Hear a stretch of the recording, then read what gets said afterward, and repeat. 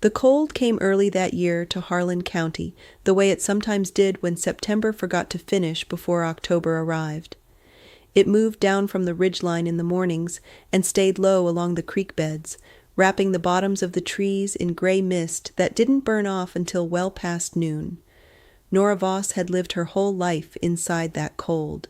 She knew the way it tasted at dawn, metallic and thin, and the way it deepened in the forest after dark, until the sound of your own breathing felt like the loudest thing in the world. She was 19 years old, and she had nowhere to go. By the end of the story, I'm also going to share something special with those of you who stick around to the end, something that can help you in your personal life. But first, let's get back to the room she rented above Callaway's Hardware on Stringer Road cost $210 a month and included a hot plate, a window that faced a brick wall, and a landlord named Garrett Callaway who knocked on the first of every month whether you were ready or not. Nora was usually not ready. She worked the breakfast and lunch shift at the Pineview Diner 6 days a week, pulling maybe $400 in a good week between wages and tips, and the rest of the math never came out right. She dropped out of Harlan County High at 16 when Mrs. Fielding, her last foster placement, got sick, and the state decided the situation was no longer suitable and moved her to a group home in Middlesboro where the windows had bars and the other girls had learned not to trust adults for reasons similar to her own. She'd aged out at 18 with a garbage bag full of clothes, an envelope from the state with $340 in it, and a laminated card listing resources she was supposed to call. She called 2 of them. One number was disconnected. The other put her on a wait list that she was apparently still on. Nora was not a person who inspired pity in herself. She'd had too many years of watching other people use their hurt as a reason to stop moving, and she had no patience for that.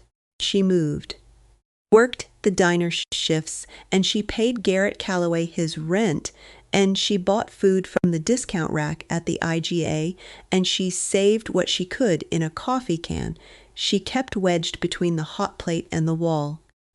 By the beginning of October of the year she turned 19, the coffee can held $812. She touched the money sometimes in the evening after her shifts, not to count it. She knew exactly how much was there, but to feel it, confirm it was real. The diner was where she first heard about the ledger auction.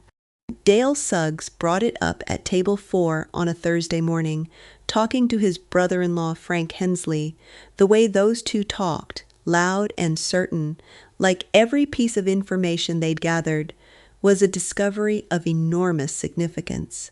Dale was somewhere in his 50s, with a beard he kept poorly, and opinions he kept extensively, and he came in every Thursday for eggs and the chance to be listened to.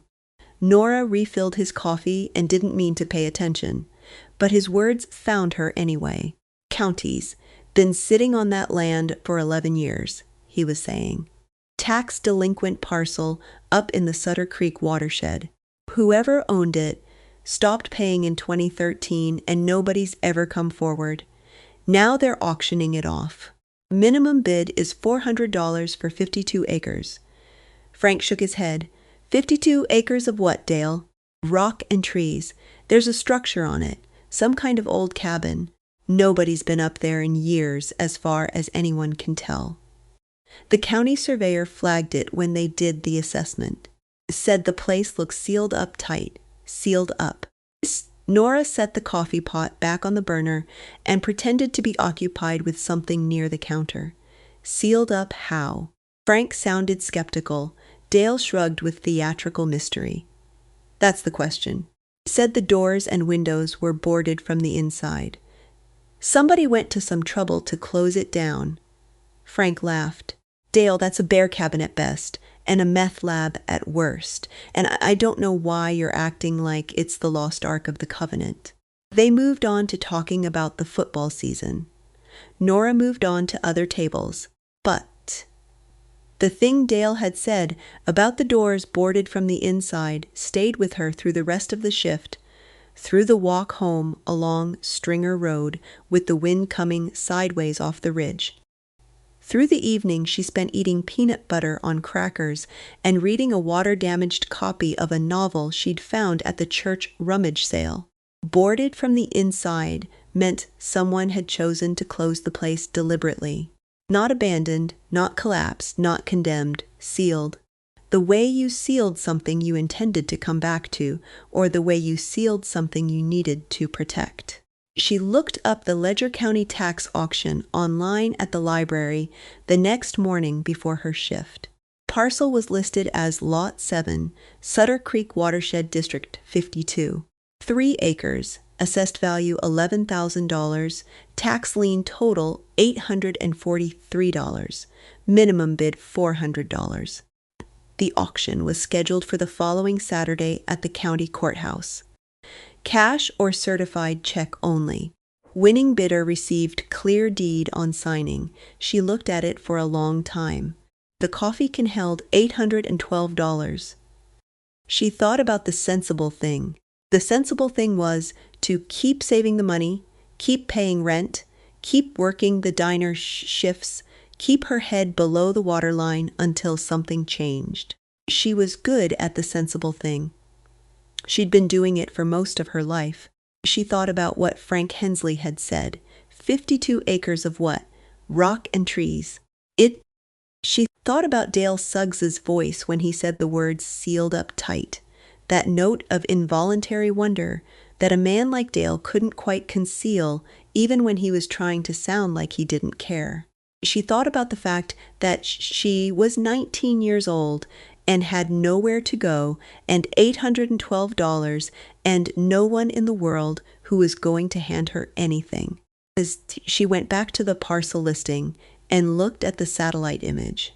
The land was dense with old-growth forest, the kind that had never been cleared for farming or development, and it sat high on the northeastern ridge of the Sutter Creek watershed, away from roads, away from power lines, away from everything.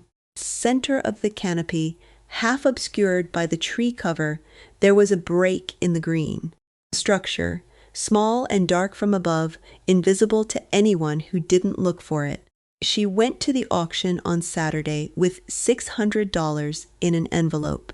The courthouse was a limestone building that had been handling county business since 1891, and the auction room smelled like old paper and radiator heat, and the particular mustiness of a space used for official purposes by people who did not find it interesting. There were maybe 30 people in the folding chairs, most of them men in their 40s and older, contractors and timber buyers, and the kind of land speculators who showed up at tax sales looking for parcels they could flip or log. Nora sat in the back row and kept her coat on. She recognized some faces. Bobby Tillis, who ran a logging operation out of Bledsoe, was there with a man she didn't know. The Harlan County timber market was thin enough that everyone who worked in it knew everyone else. And Bobby Tillis had a reputation for buying land cheap and taking everything off it fast. He sat in the front row with his arms crossed and the comfortable posture of someone who expected to get what he came for. The auctioneer worked through the early lots quickly. Small parcels, oddly shaped pieces left over from old surveys, a strip of right-of-way land that nobody seemed to want. When he called Lot 7, Sutter Creek Watershed, he described it in the same flat bureaucratic voice he'd used for everything else. 52.3 acres, wooded, structure present, condition unknown, minimum bid $400. Bobby Tillis bid $400 immediately, the way a man bids when he's done the math and knows he's the only serious bidder in the room. Nora raised her hand and said $450. Tillis turned around and looked at her. She was 19 and wore a coat with a frayed collar and was sitting in the back row of a room full of middle-aged men. Turned back around and bid $500. $550, Nora said. $600, Tillis said, and something in his voice had changed slightly, become a little more attentive. Nora opened her envelope and counted the money again in her lap. She had $620. Bid $610. Tillis hesitated for 1 second, then he bid $650. Nora had $10 left over after $610. She sat with her hands flat on the envelope and looked at the back of Bobby Tillis's head and thought about the satellite image, about the break in the canopy, about a door boarded from the inside. She bid $620 and said it clearly. The room was quiet. Tillis turned around again and looked at her, and this time the look was different, more assessing than dismissive. Then he turned back and shrugged and didn't bid. Going once, the auctioneer said. Going twice. Nora Voss paid $620 for 52 acres of Sutter Creek watershed land, a sealed cabin, and the future she was about to walk into, though she didn't know that last part yet. She had exactly $2 left in her pocket when she walked out of the courthouse. Deed was signed and dated and notarized before noon. She folded it and put it in the inside pocket of her coat, close to her chest, and walked back to the diner to work her afternoon shift. She told no one what she'd done. She had no one to tell. Getting to the land took 3 days of planning and 1 day of hiking. There was no road access to the parcel, which was part of why the timber buyers had let it go. A logging operation needed to be able to get equipment in, and the Sutter Creek watershed land was separated from the nearest county road by almost 2 miles of forest with no maintained trail and a creek crossing that was passable on foot, but nothing else. She borrowed a topographic map from the library's reference section and studied it for 2 evenings, tracing the contour lines, identifying the ridge she'd need to cross, and the drainage she'd need to follow. She went on her day off, a Monday, in the 2nd week of October. She packed light: water, food for 2 days, a headlamp, a small camp axe she'd bought at Callaway's Hardware, with money she couldn't really spare, a notebook, and the deed in a Ziploc bag inside her coat pocket. She left the diner at 6 in the morning and was at the trailhead, such as it was, by 7:30. The forest received her without ceremony. That was the thing about old-growth hardwood country. It didn't have the managed, trail-worn feeling of state park land.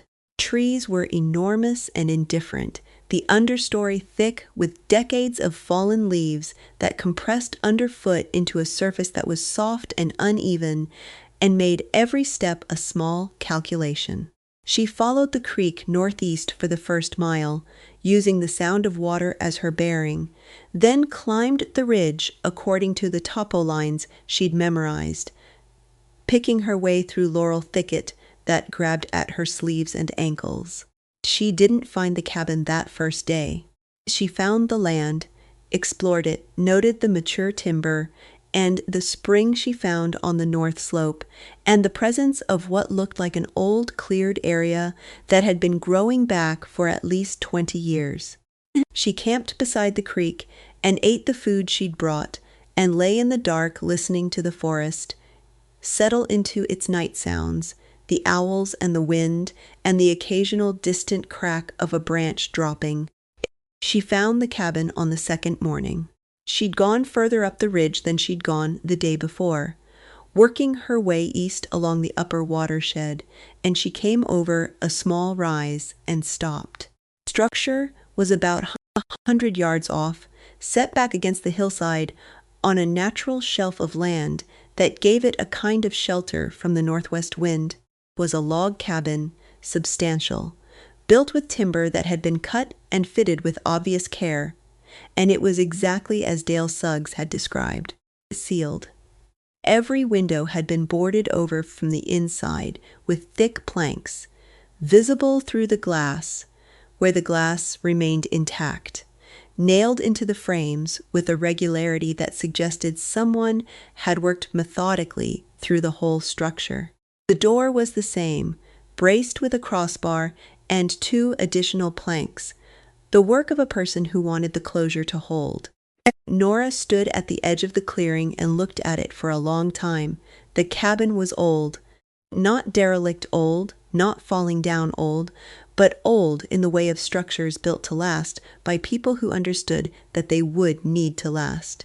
The logs were massive, the chinking between them still mostly intact, and the roof, cedar shakes laid in tight overlapping rows, had weathered dark but showed no visible gaps.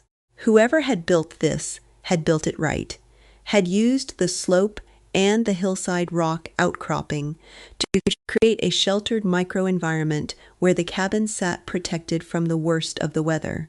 Standing 30 feet away, she could feel the difference in temperature. Was 3 or 4 degrees warmer on that shelf than it had been in the open ridge. She walked the perimeter slowly. Around the back of the cabin, cut into the hillside, was a root cellar or cold storage of some kind. The door secured with a padlock that had rusted nearly solid. The wood of the frame sunk deep into the earth like it had grown there. Around the east side, she found a small outbuilding, collapsed now to about half its original height but still recognizable as a structure, and next to it the remains of what might have been a garden fence. The posts still standing at irregular intervals, the wire between them long gone. The place had been someone's home, a real one. Not a hunting camp or a temporary shelter, but a place someone had committed to, had planned and built, and lived in with intention. She went back to the front door and examined the boarding more carefully. Planks were solid, but the nails, after all these years, had rusted and loosened in the wood. She worked one board free with the camp axe, taking her time, not wanting to damage more than necessary, and then another, and when enough of the door was clear, she was able to lift the crossbar on the inside through the gap and push the door open. The smell that came out was not rot or decay. It was old wood and cold air and something mineral, like stone that had been sealed away from rain for a very long time. It was the smell of preservation, of careful closing. She stood in the doorway and let her eyes adjust. The interior was a single large room with a sleeping loft accessed by a ladder along the far wall, a stone fireplace taking up most of the south wall, and a kitchen area with a cast iron range and a dry sink along the east wall. There was a table in the center, solid-looking, hand-built from planks as thick as her forearm. There were 2 chairs. There was a shelf unit on the north wall with a few tin cans and some folded cloth and what looked like several wooden boxes of various sizes. Over everything, in the tight dark that the sealed boarding had maintained for years, an extraordinary stillness. Not emptiness, stillness, the way a room feels when it has been waiting. She stepped inside. The floor was puncheon, split log laid flat side up, and it was solid underfoot.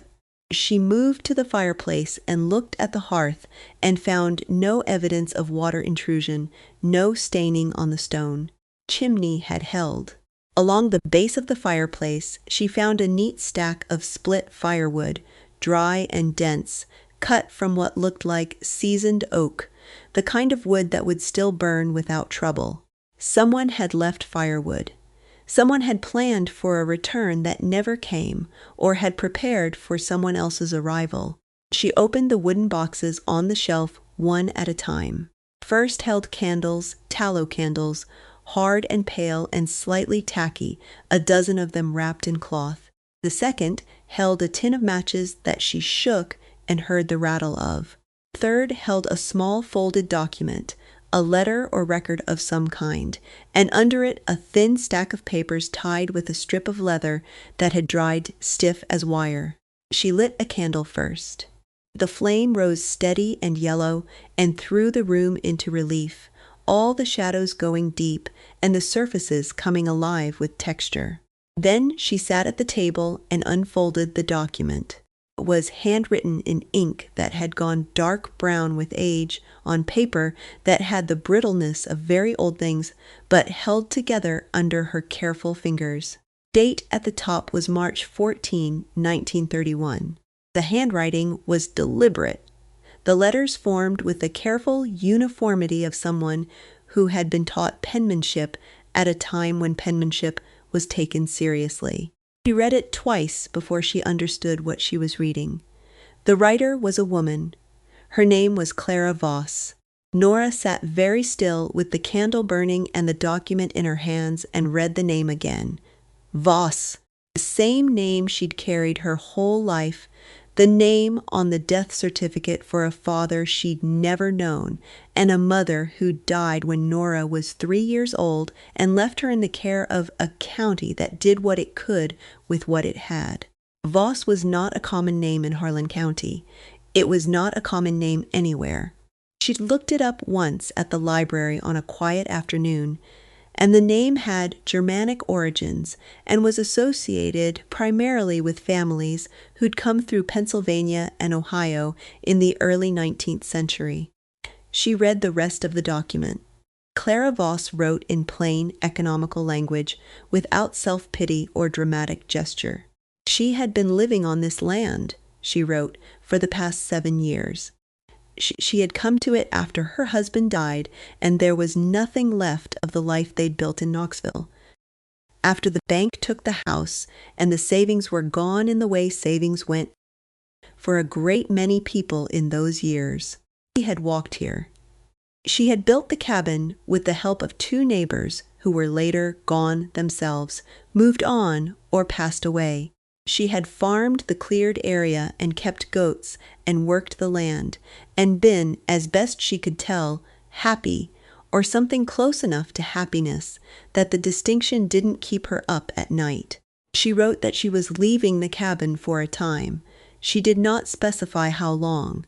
She wrote that she had secured the cabin as best she could against weather and animals, and she had left firewood and candles, because if someone found this place, they had found it for a reason, and a reason like that deserved a warm welcome.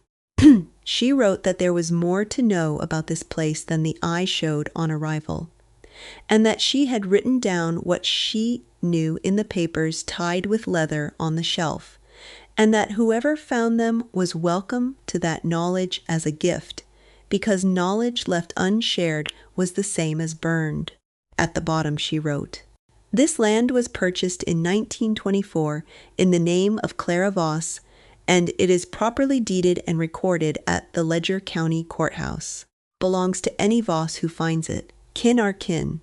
Nora set the document down on the table and looked at the candle flame for a long time. She was 19 years old and had grown up without a family and had spent 100 quiet hours wondering where she'd come from, the way children in her situation did, filling the space where origin stories lived with invented ones that she always knew were invented. She'd had no grandparents to speak of, no aunts and uncles who'd come forward, no cousins who'd ever written. The name Voss was all she had of her family, that and a photograph of her mother at maybe 20 years old, standing in front of a car that dated the image somewhere in the 1980s, squinting into bright sunlight with a half-smile that looked cautious and private and like it contained something Nora had spent years trying to read. Here was a woman who had shared that name in 1931, who had built a cabin in the forest with her own hands, who had left it sealed against its loss and hoped, in the flat practical way of someone who didn't have room for sentiment, that kin would find it someday. Nora Voss had found it. She spent the rest of that day in the cabin, reading through the papers tied with leather on the shelf. They were slow going. The ink had faded unevenly, and Clara's handwriting, clear in the formal letter, became compressed and abbreviated in her notes, full of shorthand and personal notation that took time to decode. But Nora was methodical about things.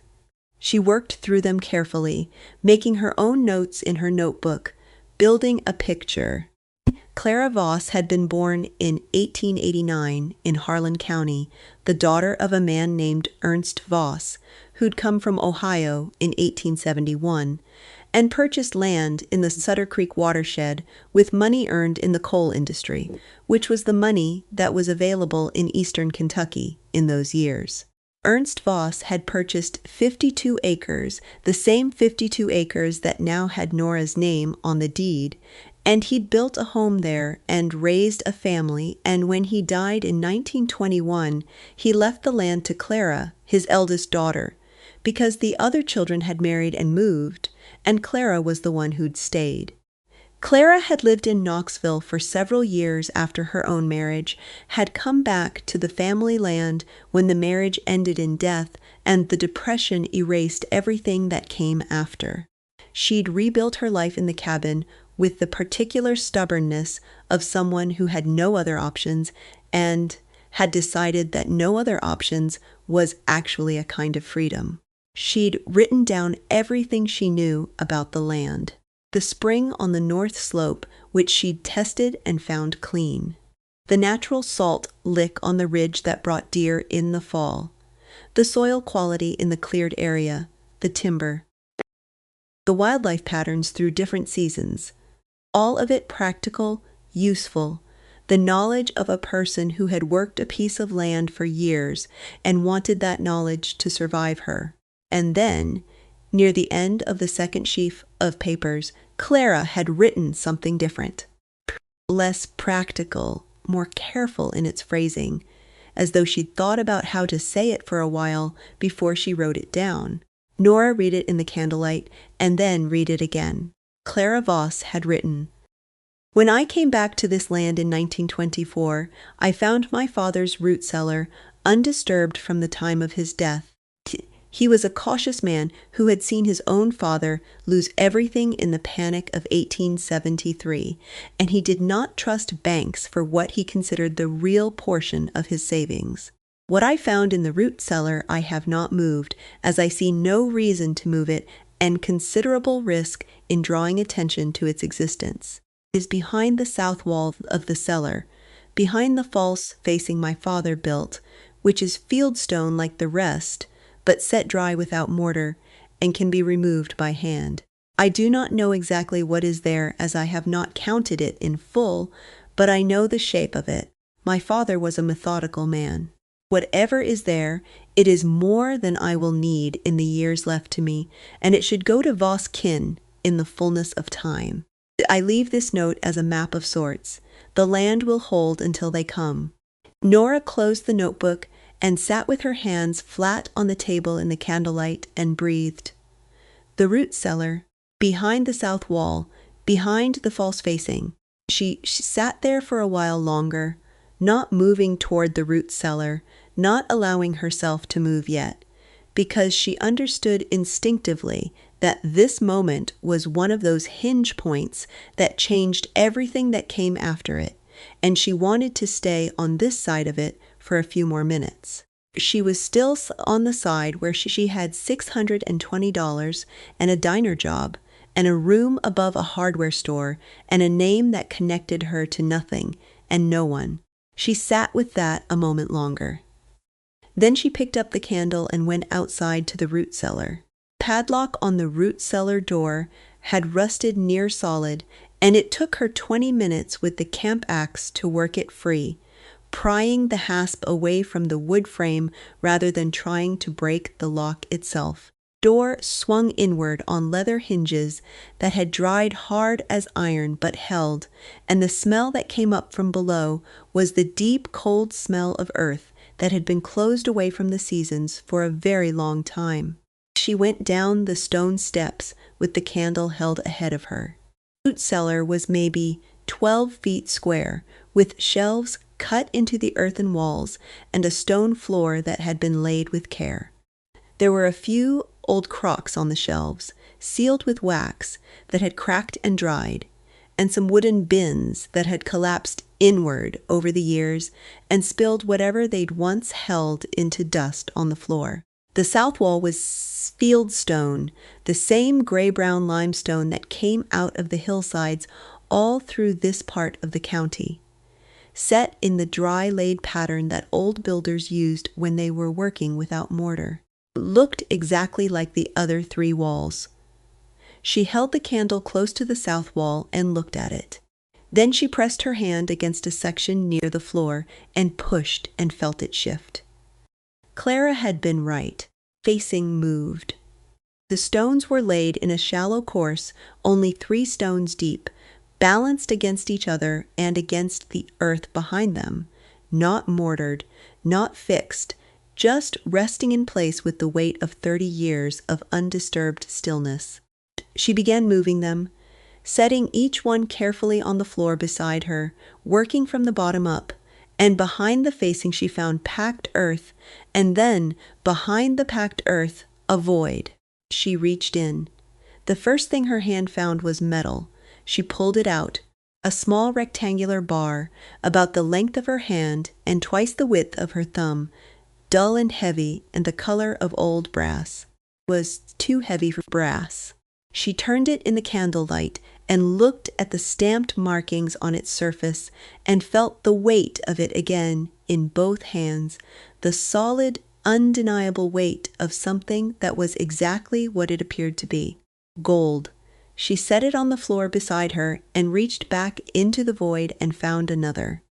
She worked for the better part of an hour, removing the false-facing stone by stone and then removing what was behind it, carrying each piece into the candlelight, setting each piece on the floor of the root cellar in the growing arrangement of things that changed the mathematics of her life with each addition.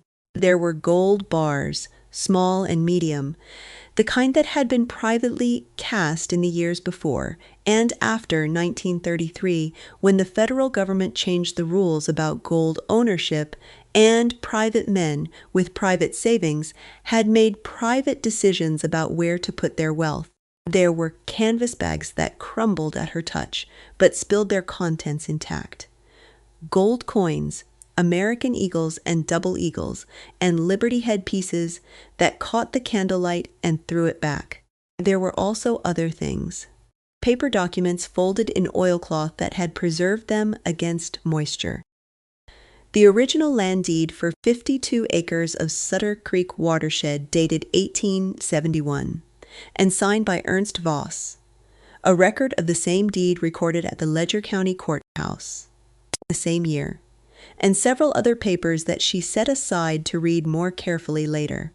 And there was a tin box, sealed with solder at the seam, that she opened with the blade of her knife. Inside was a leather diary, compact and dense, filled with Ernst Voss's handwriting, smaller and less careful than his daughter's, but legible under her careful reading by candlelight. She read the first and last few pages and understood the shape of it. A man recording his life, his work, his decisions. The decisions about money, the decisions about what to trust. She sat on the cold stone floor of the root cellar with the candle going low and counted what she could. She did not count it all that evening. She didn't have the means to count it properly, didn't have a scale or a reference for the current value of gold by the troy ounce, didn't know the numismatic value of coins that had been sealed in a Kentucky hillside since at least 1924. But she was 19 years old and had grown up poor and had learned to understand the weight and meaning of money in ways that people who had always had enough never had to. Before we find out what happened next in the story, I want to take a brief moment to speak directly to anyone watching who might be going through their own sudden, overwhelming transition. If you are navigating a bitter divorce, the loss of a spouse, or a financial shock, you know the hardest part isn't just the money, it's not knowing what to do first. That is exactly why we created the Phoenix Blueprint. It is a practical, step-by-step guide for starting over. It doesn't have fluffy affirmations or vision boards. It is a tactical survival manual. It gives you the exact checklist for the first 48 hours, including the one rule you must follow. Do not make any decision you cannot reverse. It includes the Found Money worksheet, showing you exactly how to check state databases, because 1 in 7 Americans actually has unclaimed money waiting for them right now. It even gives you word-for-word boundary scripts to use when family members pressure you for money or try to make decisions for you. You can get the entire guide right now for just $17. If you're watching on your TV, just pull out your phone, open your camera, and scan the QR code on the screen right now. If you're on a computer or phone, click the top link in the description. You don't have to figure this out alone. Now, let's get back to the story. She counted what she could count and weighed the rest in her hands and made a rough estimate in her notebook that she looked at for a long moment before she closed the notebook. The number she wrote was incomplete and conservative, and even so, it was the largest number she had ever written in connection with herself. She went back into the cabin and added wood to the fireplace, the dry, seasoned oak that Clara had left 30-odd years ago, and got a fire going with the tallow candles and the rusted matches, which still worked, and sat by the fire until well after dark. She thought about Bobby Tillis. She thought about what would have happened if she'd stopped bidding at $500. Tillis would have taken the land for logging. The timbermen would have come in with their equipment and cleared the slope, and someone, eventually, in the course of that work, would have found what she had found in the root cellar, and it would have gone to a man who had never needed it, and whose connection to this land was pure calculation. She thought about Dale Suggs at table 4, talking about the sealed cabin with that note of involuntary wonder he couldn't quite suppress. She thought about the library computer where she'd looked up the parcel listing and the satellite image with the break in the canopy. She thought about standing at the auction with $620 and the particular stubbornness of a person who has learned that stubbornness is sometimes the only asset you have. She thought about the name on the document, Clara Voss, kin are kin. She was not a person given to thinking in terms of fate. She'd spent too many years watching random harm fall on people to believe that the universe arranged things with particular intention. But she sat with the fire and the candlelight and the gold bars stacked carefully on the root cellar floor, and the diary of a man who'd saved his whole life against the disaster he'd been taught to expect. And she felt something she didn't have a clean word for. Not luck, not miracle, something more like recognition. Like arriving somewhere you didn't know you'd been heading all along. She slept in the cabin that night on the old rope bed in the loft, under the 2 blankets she'd brought, with the camp axe close to hand and the padlock replaced on the root cellar door, and the deed to 52 acres of Sutter Creek watershed in the Ziploc bag inside her coat, which she used as a pillow. She woke in the night once, and the fire had died to coals that threw the room in deep red shadow, and she lay in the dark and listened to the forest outside the sealed cabin walls, and felt, for the first time she could clearly remember, something like safe. She was down the ridge and back on the county road by early afternoon the next day. She had photographs on her phone of the root cellar, the contents, the documents, the diary. She had 12 pages of notes. She had the original deed documents in the Ziploc bag with her own deed. She had left everything else exactly where it was. The first thing she did when she got back to Stringer Road was call the Pineview Diner and tell Cheryl she was taking her accumulated personal days, all 4 of them, starting now. Cheryl said that was fine as long as she was back by Friday. The second thing she did was sit at the table in her rented room and open her laptop and begin to research. She did not go to a lawyer first.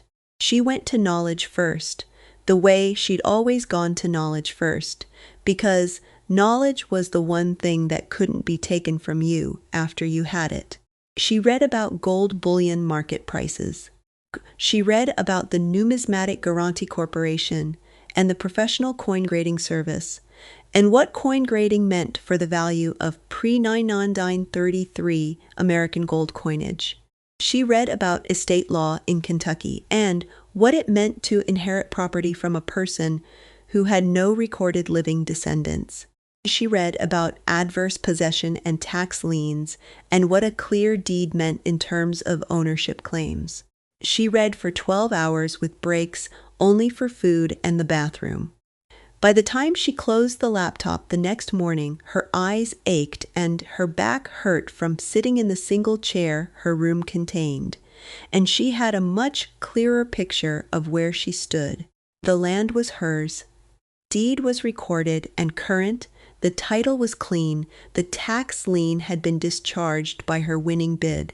No one had a competing claim to the parcel that she could identify, and the years of delinquency without a claimant suggested no living relatives had surfaced in all that time. The contents of the root cellar were more complicated. Property law in Kentucky regarding found personal property, wills, and the nature of the gold, privately held, undocumented, sealed away before the New Deal regulations had changed the landscape of what was legal to own, created a situation that required professional interpretation. She was not going to blunder into this. She was not going to tell the wrong person the wrong thing and watch what she'd found get folded into a legal dispute that a 19-year-old diner waitress from Harlan County would be very poorly positioned to win. She wrote down 3 things she needed: a lawyer who specialized in property law and who she could afford to pay, safe place to document everything before she moved anything, enough time to understand what she had before anyone else understood it. The lawyer was the hardest part.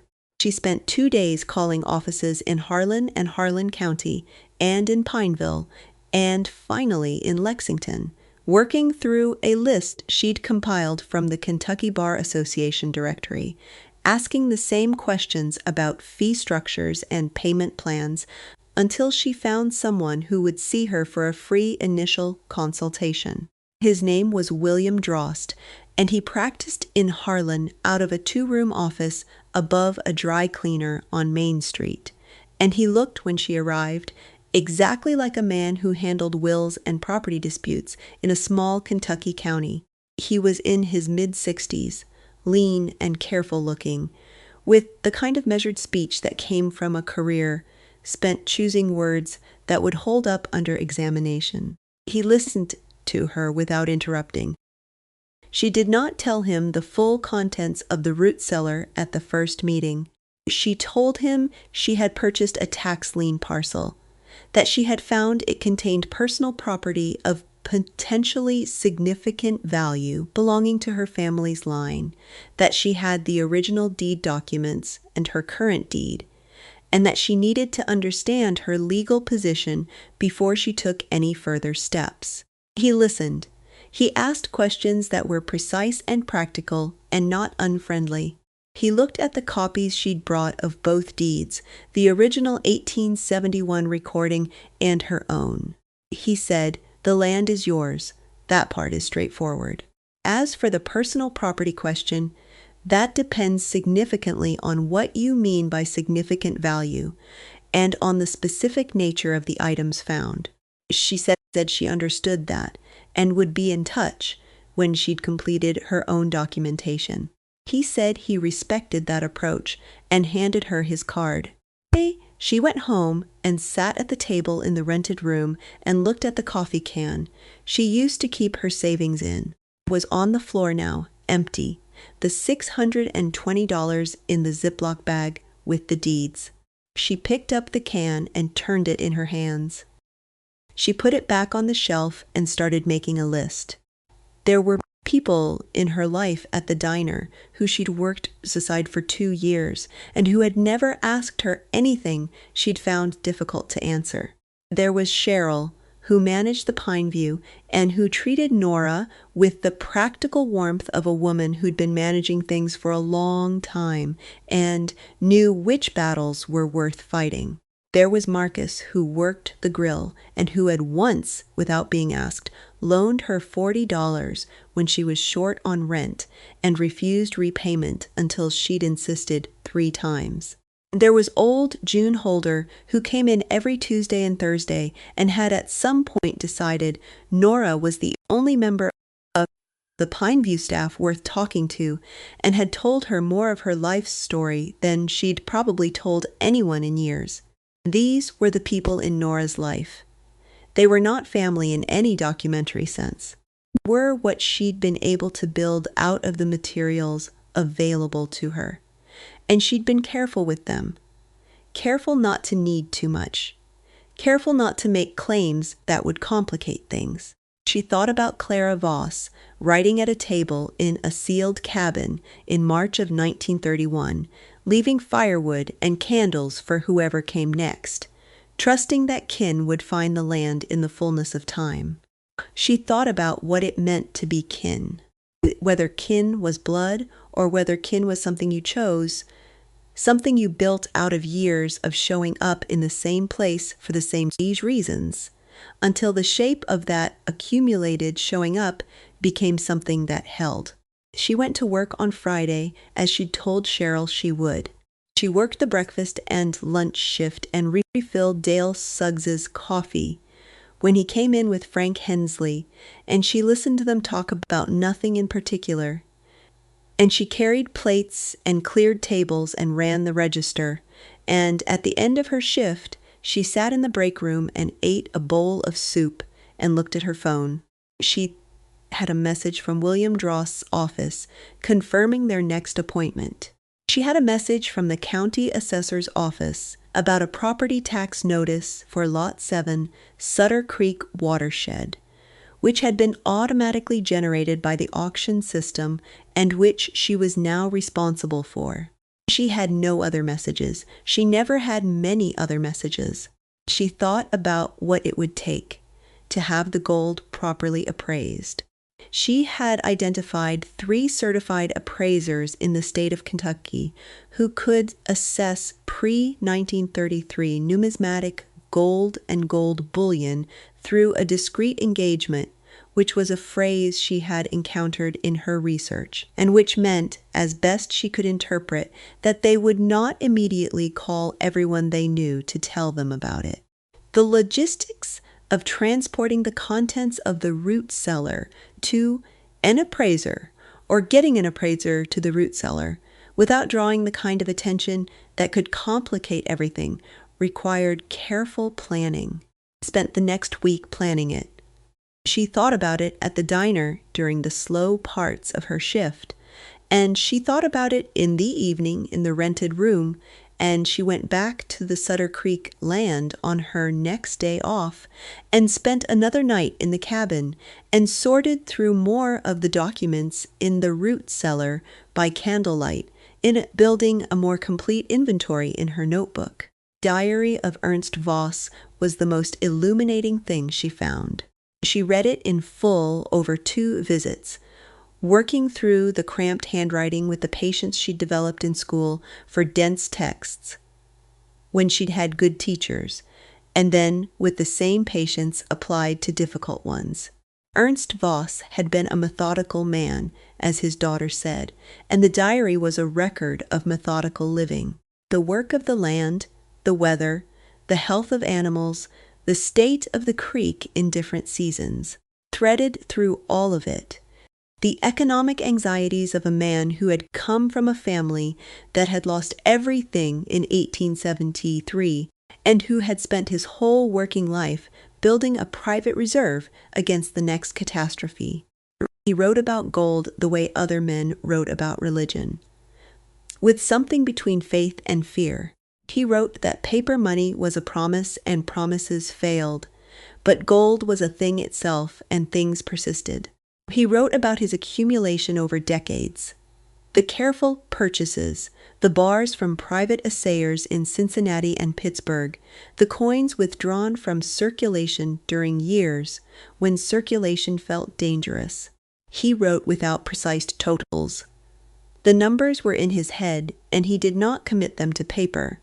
But from the quantities she'd seen in the root cellar and the timeline his diary described, she could build an estimate. Ernst Voss had been saving since approximately 1878. He had continued saving until his death in 1921.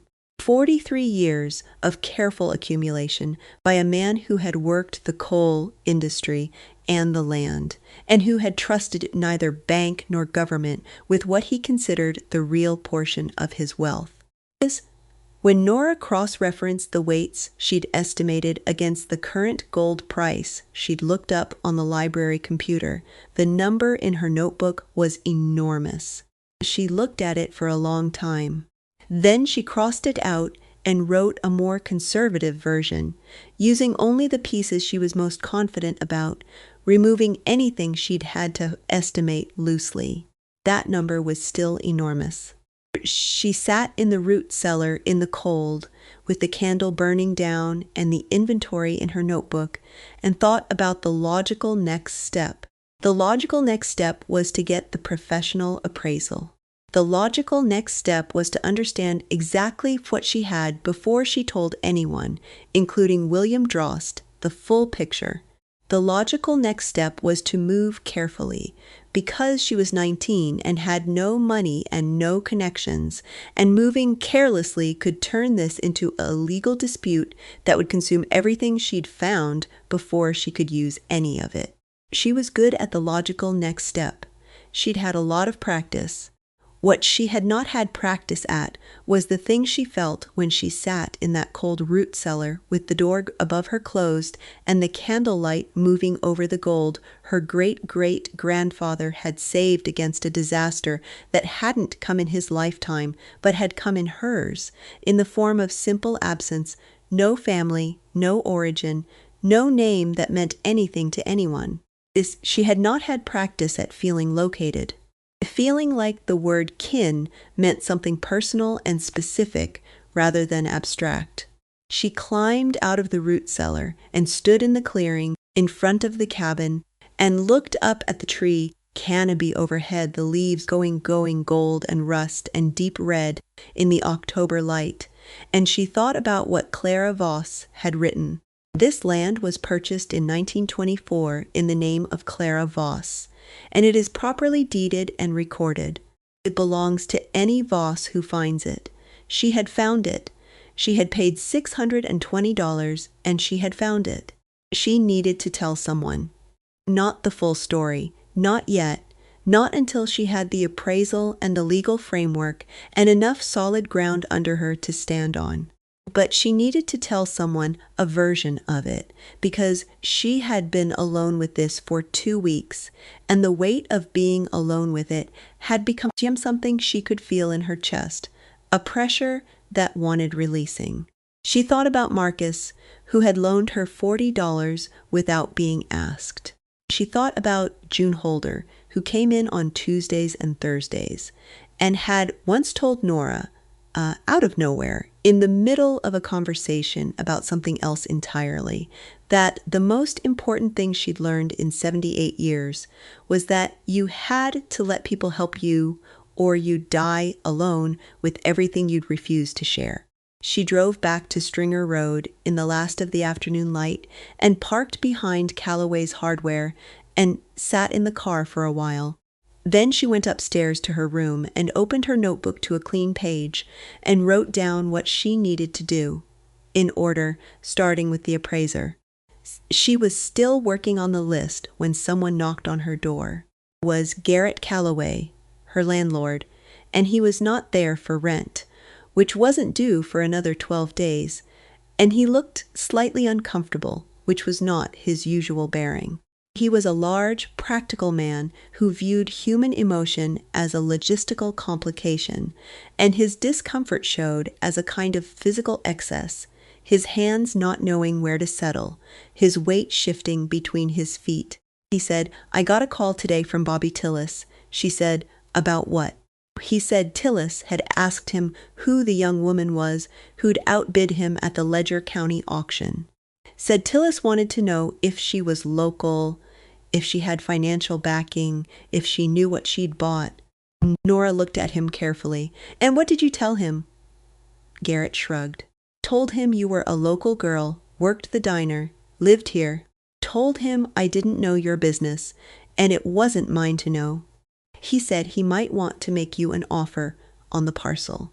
Nora said, If he calls again, tell him I'm not interested in offers. Garrett looked at her for a moment. He said, that land's pretty far back in the watershed. Hard to get to. Rough terrain. She said, I know. I've been there. Nodded slowly, that processing nod of a practical man encountering something he doesn't quite have a category for. He said, okay, just wanted to let you know. He went back downstairs. She closed the door and stood with her back against it and thought about Bobby Tillis. He let her outbid him at $6.20. He'd done the math and decided 52 acres of rough watershed land wasn't worth a bidding war. But now he was asking questions, and the asking of questions was a beginning. She needed to move faster than she'd planned. She opened her notebook again and looked at the list. Then she picked up her phone and called the first appraiser on it, a man named Howard Garrettson in Lexington, who was certified by 3 national numismatic bodies, and whose website described his practice in language that included the phrase discreet engagement for significant private collections. He answered on the 3rd ring. She said, my name is Nora Voss. I have a collection of pre-1933 American gold coins and gold bullion on a private property in Harlan County, Kentucky. I need a discreet on-site appraisal. I want to understand what I have before I take any further steps. There was a pause on the other end. Then Howard Garrettson said, in the measured voice of a man who had heard unusual things before, but was paying attention to this one, tell me a bit more about the size of the collection. She told him the broad shape of it, the counts she was confident in, the weights she'd estimated by hand. Another pause, longer this time. He said, I can come next week, Thursday, if that works. She said Thursday was fine. She gave him the directions to the trailhead and told him they'd need to hike in and that he should dress for the terrain. He said he'd bring boots. She hung up and sat at the table in the rented room with the notebook open in front of her and the camp axe leaning against the wall and the coffee can empty on the shelf and thought about what came next. What came next was Thursday. What came next was a number she didn't know yet and couldn't let herself fully imagine yet, because imagination without ground truth was a luxury she hadn't been able to afford before and wasn't going to start affording now. What came next was finding out exactly what Clara Voss had left in the hillside and Ernst Voss had saved against the disasters of a century that had delivered most of what he feared. What came next was finding out what she'd found.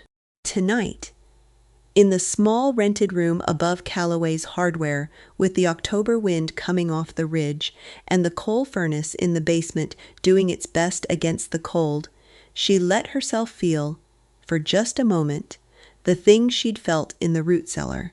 That unfamiliar, unaccustomed, almost frightening sense of being exactly where she was supposed to be. Of arriving somewhere that had been waiting. She didn't have a word for it, but it felt, in the way that only the most essential things felt, like a beginning. Howard Garrettson arrived at the trailhead on Thursday morning in a truck that had seen serious use and boots that confirmed he'd taken her instructions about the terrain literally. He was somewhere in his late 50s, compact and deliberate in his movements, with the particular stillness of a man accustomed to handling things worth more than the room they sat in. Carried a hard-sided case and a backpack and shook her hand without ceremony. Didn't ask unnecessary questions on the hike in. She'd respected that. She set a pace that accommodated the terrain without wasting time, and he kept up without complaint, pausing only once at the creek crossing to look at the water level before stepping across on the flat stones she'd mapped on her first trip. The morning was clear and cold, the October light coming through the canopy at a low angle that turned the remaining leaves to something close to fire. Neither of them remarked on this. She'd been back to the cabin twice in the days since she'd called him, first to remove the remaining boarding from the windows so the interior had light to work in, and again to bring in a better candle supply, and to replace the rusted padlock on the root cellar door with a new one she'd bought at Callaway's. She had told Garrett she needed the lock for a storage situation, and he had sold it to her at cost without asking anything further. The cabin, once the boards came off the windows, was better than she'd expected. The glass had held in all but one pane, and the interior, washed now in thin October light, had the quality of a place that had been well made and had repaid that making with honest endurance. The roof hadn't leaked, the floor was solid, the fireplace drew cleanly. Garretson stopped at the edge of the clearing and looked at the cabin for a long moment. He said, "How old is this structure?" She said she thought the original construction was late 19th century, around 1889 based on the family records, with some additions or repairs in the early 1920s. He walked the perimeter the way she'd walked it on her first visit, with that focused attention of someone reading a structure for what it could tell him. He examined the log joinery, pressed his hand against the chinking, looked at the roofline from different angles. When he came back to the front, he said, in a tone that gave away nothing, "The root cellar you described, that the structure cut into the hill behind." She said yes. She unlocked the padlock and opened the door and went down first with the electric lantern she'd brought on this trip, and Garretson followed her down the stone steps and stood in the low space and waited while she moved to the south wall, where she'd already removed the false facing and stacked the stones against the opposite wall. She held the lantern up and let him look. He was very quiet for a long time. Then he set his hard case on the floor and opened it and took out a jeweler's loupe and a small precision scale and a reference book that was thick with use, its spine cracked and the pages edged with pencil marks. Picked up one of the gold bars and held it close to the loupe, and then set it on the scale and read the number and wrote it in a notebook that had the same dense pencil-marked quality as the reference book. He moved through the bars methodically, weighing each one, noting the stamped assayer's marks, cross-referencing the marks in the reference book with the focused efficiency of a man doing work he'd done many times before, but was taking no less seriously for that familiarity. Then he turned to the coins. The coins were where his manner changed, just slightly, a fractional increase in the care he was already taking. He worked through them with the loupe, sorting by date and mint mark, checking for what she now understood were surface characteristics that determined grade, the language of numismatics that she'd been reading about all week. He took photographs with a small camera. He made notes. He held individual coins at angles to the lantern light and tilted them with the patience of a man for whom patience was not an effort but a professional baseline. They were in the root cellar for 4 hours.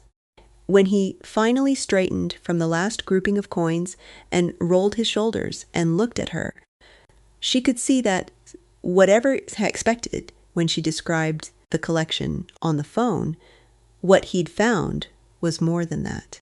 He said, "I'd like to make us some coffee if there's a way to do that." She said there was a camp stove in her pack.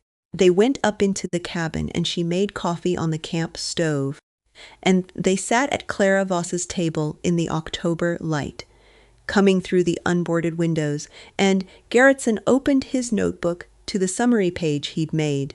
He said, "I want to give you 2 numbers.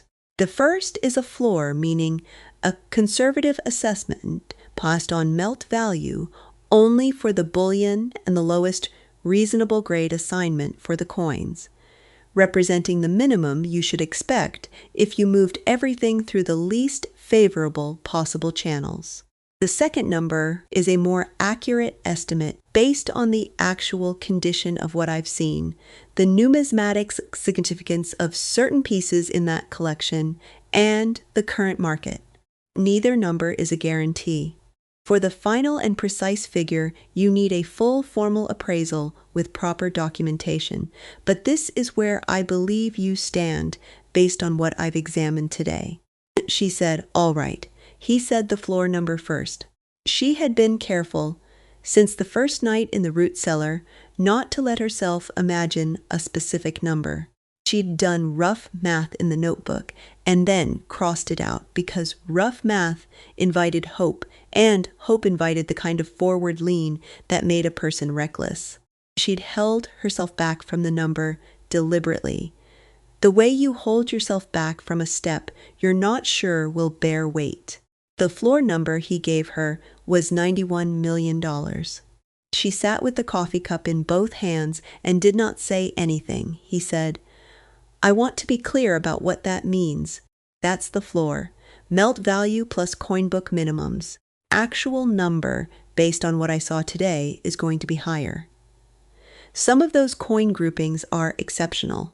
I saw pieces in that root cellar that serious numismatists have been looking for at auction for 30 years. The series of 1907 St. Gaudens ultra high relief double eagles alone, if they grade the way I believe they will, represent significant value on their own. There are also bullion bars with assayer stamps that have historical significance in the industrial history of this region. Full appraisal will take time, and I can't give you a ceiling number today, but I can tell you the floor is accurate and the actual number is above it." Nora set the coffee cup down on the table. She said, "How far above?" Garretson said, "I think we're discussing a collection whose total value, properly assessed and moved through appropriate channels, is in the range of $400 million. She looked at him. He looked back at her with the steady, careful expression of a man who had delivered unexpected information before and understood that the right thing to do afterward was to wait. She said, $405 million. That was the number I got when I did my rough estimate and then refused to believe it." He said, "Your rough estimate was sound. You did good work." She looked out the window at the clearing and the tree line and the October sky above the ridge. She thought about the coffee can on the shelf in the rented room. She thought about the $90 electric bill she'd been putting off.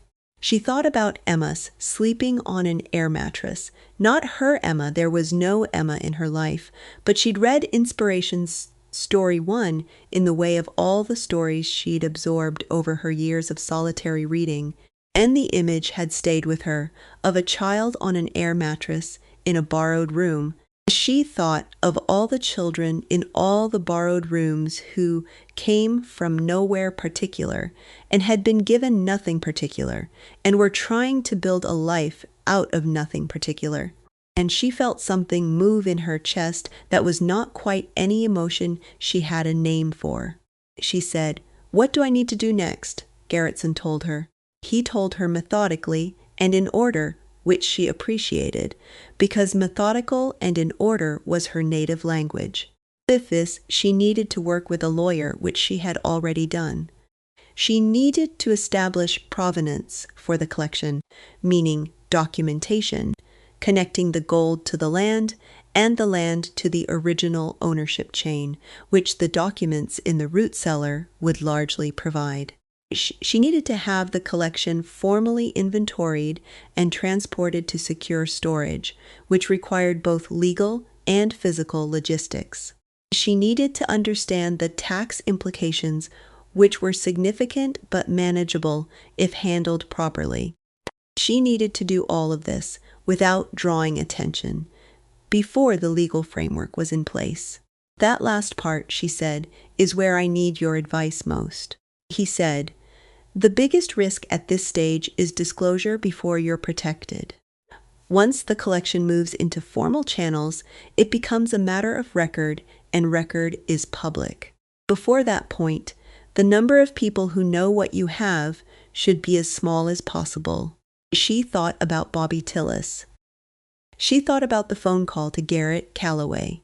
She said, "Someone's already asking questions about the land." She told him about Tillis, about the auction, about the outbidding, about the call to Garrett.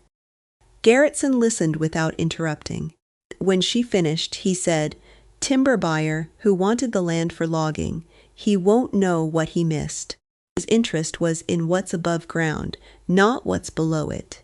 If he makes a formal offer on the parcel, even an unsolicited one, it creates a paper trail showing he had interest in the land at the time the collection was discovered.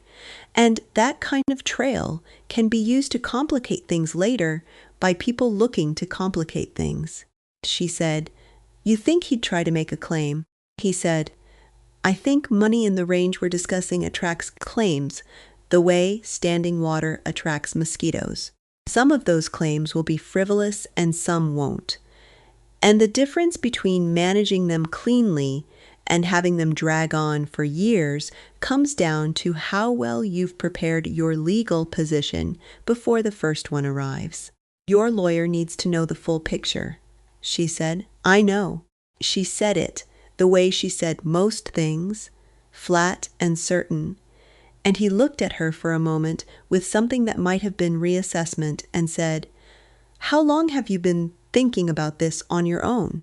3 weeks, she said, "since the auction." He said, "You've been careful." She said, "I don't have any other option." He nodded once, that nod of acknowledgement that meant he'd heard something true. He closed his notebook and looked around the cabin, at the thick log walls and the massive fireplace and the rope bed in the loft and the shelf with the tin boxes that held the letters and the diary. He said, "The cabin itself is significant, architecturally and historically. Self-built structure of this quality from this period on land, with documented continuous family ownership going back to 1871. Someone who understood historic preservation would want to know about this place." She said, "I know that too." He said, "What do you want to do with it?" She thought about it. She thought about Clara Voss writing by candlelight in March of 1931, writing down everything she knew about the land so that someone else could use it. She thought about firewood left for a stranger. She thought about the word kin. She said, "I want to keep it, restore it properly, make it something that lasts." He looked at her for another moment, and then he said, "You should call your lawyer today." She called William Drost from the cabin on the drive back down, using the speakerphone with her hands on the wheel and the dirt road requiring enough attention that the conversation had the compressed, efficient quality she preferred anyway. She told him the full picture for the first time. Not the estimate she'd written in the notebook, not the carefully hedged version she'd presented at their first meeting, but the actual inventory, the actual numbers, the actual name on the 1931 letter and the 1871 deed, and the diary of Ernst Voss, who had saved against catastrophe for 43 years and had apparently saved well. Drost was quiet for longer than she'd expected when she finished. Then he said, "I need you to come in tomorrow morning." She said 8 o'clock. He said 8 o'clock was fine. The meeting the next morning was different from the first one. Drost had spent the evening pulling records. She could see the printed pages spread across his desk when she came in. Ledger County property records, and Kentucky estate law references, and several documents she didn't immediately recognize. He had a second person in the room, a woman he introduced as Patricia Slade, a colleague who specialized in estate and probate law in eastern Kentucky, and Slade had the same careful, precise manner as Drost, but was faster in her questions and harder in her follow-up.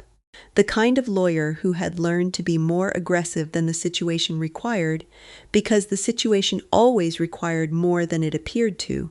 Nora laid out everything she had, both deeds, the original and hers, the photographs from the root cellar, Gerritson's preliminary notes, which he'd emailed to her the previous evening, copies of Clara's letter and Ernst's diary, the complete inventory she'd compiled in her notebook. She put it on the table in order and sat back and let them work through it. It took 2 hours. Asked questions, some of them twice in different phrasings, which she understood was their way of checking consistency, rather than an implication that she was lying. She answered them all the same way she answered everything, directly, and with the exact amount of detail she had, no more. At the end of the 2 hours, Slade said, "The legal position here is strong.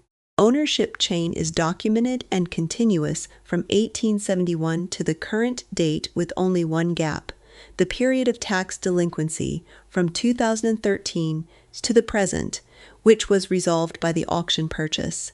Clara Voss's letter explicitly identifying the property as belonging to Voss kin, combined with the documented surname connection, provides a compelling basis for establishing inheritance by informal designation.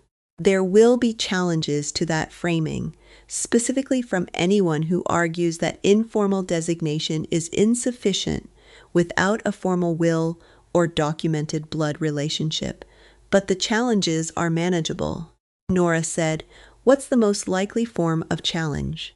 Dross said, "The most likely form of challenge is a claim by any other living person named Voss who can establish a closer documented relationship to Ernst or Clara than you currently can. The name is uncommon but not unique. There are other Voss descendants who can trace the line more directly. They could argue superior claim." She said, "Can we research that before we move forward?"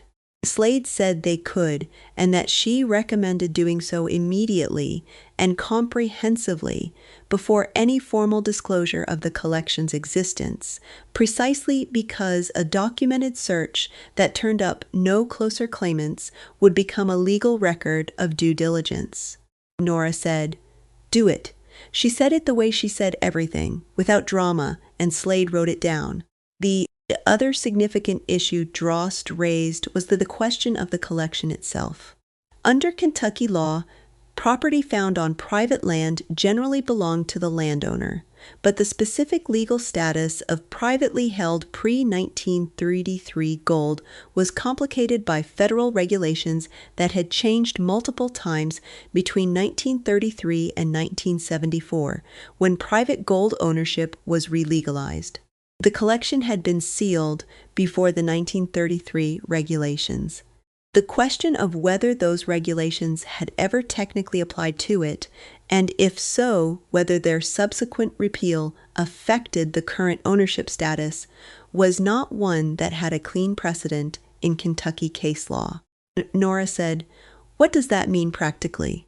Dross said, "It means we need to be very deliberate about how we characterize the discovery and very careful about the channel through which the collection enters formal commerce.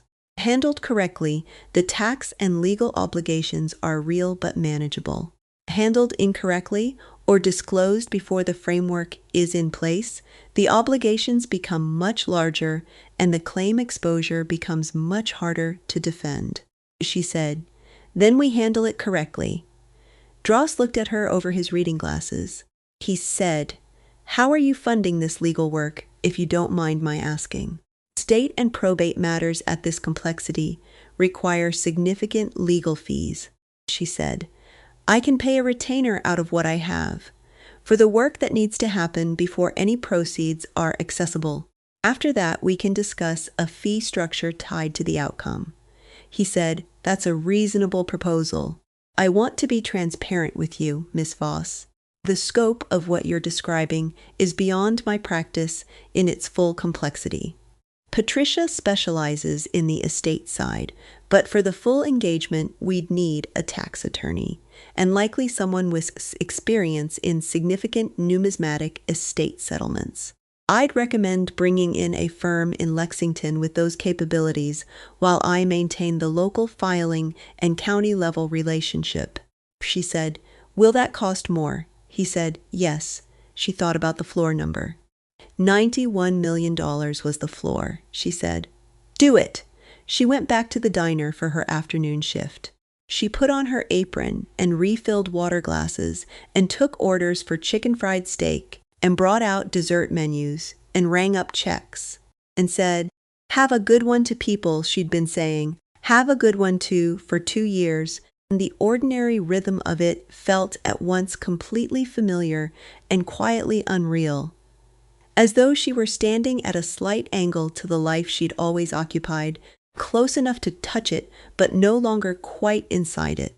Marcus was working the grill, and when the rush thinned out, he came through the pass-through and leaned against the counter and said, "You've been somewhere else all week." She said, "I've got some things going on," he said, "good things or bad things." She thought about how to answer that. She said, "Good things, I think, but the kind of good things that are also complicated." He nodded. He said, "My grandmother used to say that good luck and bad luck were the same thing wearing different shoes. Same feet either way." She said, "Your grandmother was right." He went back to the grill. She went back to the tables.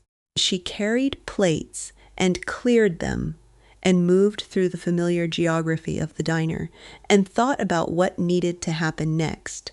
The Lexington firm Drost recommended was called Harmon, Bell and Associates, and the attorney who took her case was a woman named Constance Bell, who had been practicing estate and tax law in Kentucky for 31 years, and who, on their first phone call, asked questions that were different in quality from the questions Drost had asked. Faster and more technical, and aimed at the exact intersections of law that made the situation complicated. Nora answered them all, and Bell was quiet for a moment and then said, "You've done significant preparation." Nora said, "I didn't have the option of not being prepared." Bell said, "No, I can see that. I want to meet with you in person as soon as possible." Met on a Tuesday, Nora's day off, in Bell's office in Lexington. The office was on the 14th floor of a building that had a view of the Kentucky River, and Nora arrived 20 minutes early and sat in the waiting area and looked at the framed case results on the wall, state settlements and probate victories, and the kind of legal outcomes that required the kind of legal work that cost money she was borrowing against a future she hadn't accessed yet. And she felt, sitting there, the particular calm of someone who has done everything they can do and is now waiting to see if it was enough. Bell was direct and thorough and did not speak to her in the slower, more explanatory register that some of the other attorneys she'd spoken to had adopted, which she took as a sign that Bell had read the preparation materials she'd sent and understood who she was dealing with. They worked through the full picture for 3 hours. Bell had brought in a tax specialist named David Cho, who worked 2 floors up and who joined them for the second half of the meeting, and his questions were more specific still, aimed at the exact structure of the transaction that would need to occur when the collection moved into formal channels. At the end of the meeting, Bell said, "I want to give you my honest assessment. The legal position is strong, but not invulnerable. The strength comes from the documented ownership chain and the fact that you moved quickly to secure professional counsel and documentation. The vulnerability comes from the informal designation issue and from the specific federal history of private gold ownership, which I believe we can address, but which requires a carefully structured argument. The main risk at this stage is time. The longer the collection remains undisclosed while we build the framework, the more opportunity there is for someone to discover its existence through other means. Discovery by a third party before formal disclosure creates a much messier legal situation." Nora said, "How long do you need?" Bell said, 6 weeks for the estate framework, 12 weeks for the full legal and tax structure.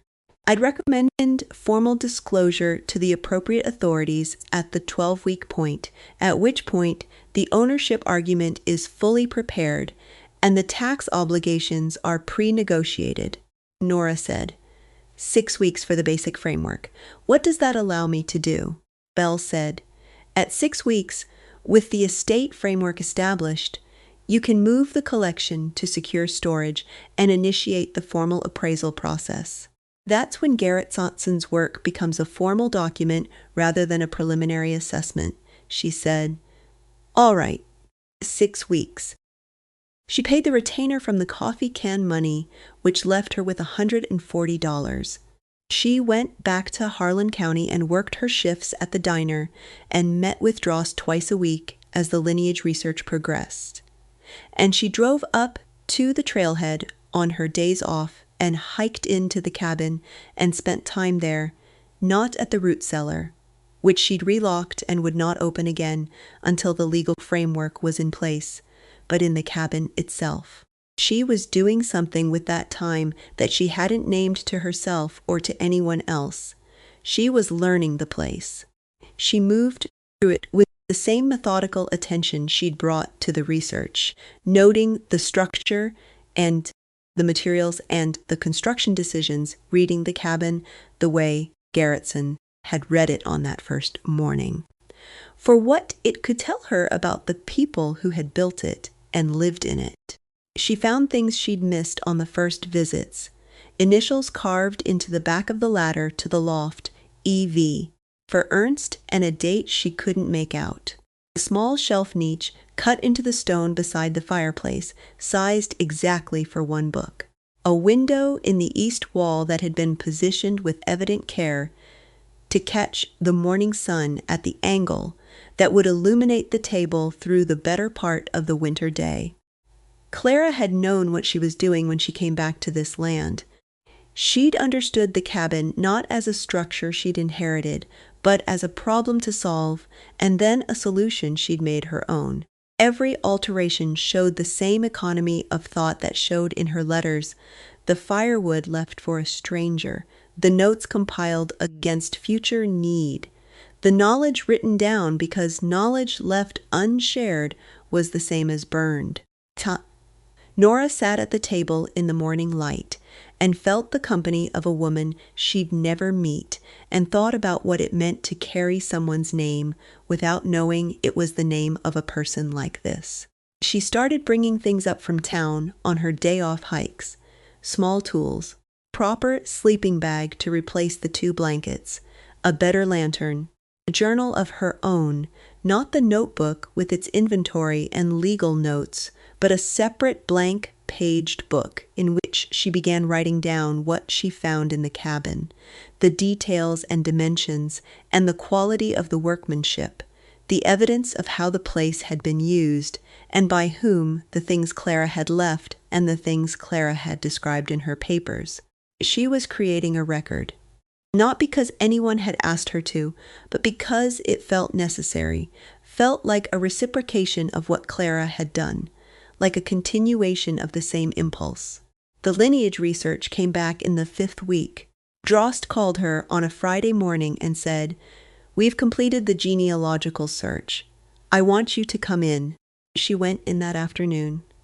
The research had been conducted by a genealogical firm in Louisville that specialized in Eastern Kentucky family lines, which turned out to be a distinct specialty because the mountain counties had their own particular documentation patterns, land records, and church records, and courthouse files that didn't always surface in the national databases. The firm had spent 4 weeks on the Voss line. The results were comprehensive, and they were, in the way that mattered most, definitive. Ernst Voss had come to Harlan County in 1871 as documented. He'd had 4 children, of whom Clara was the eldest.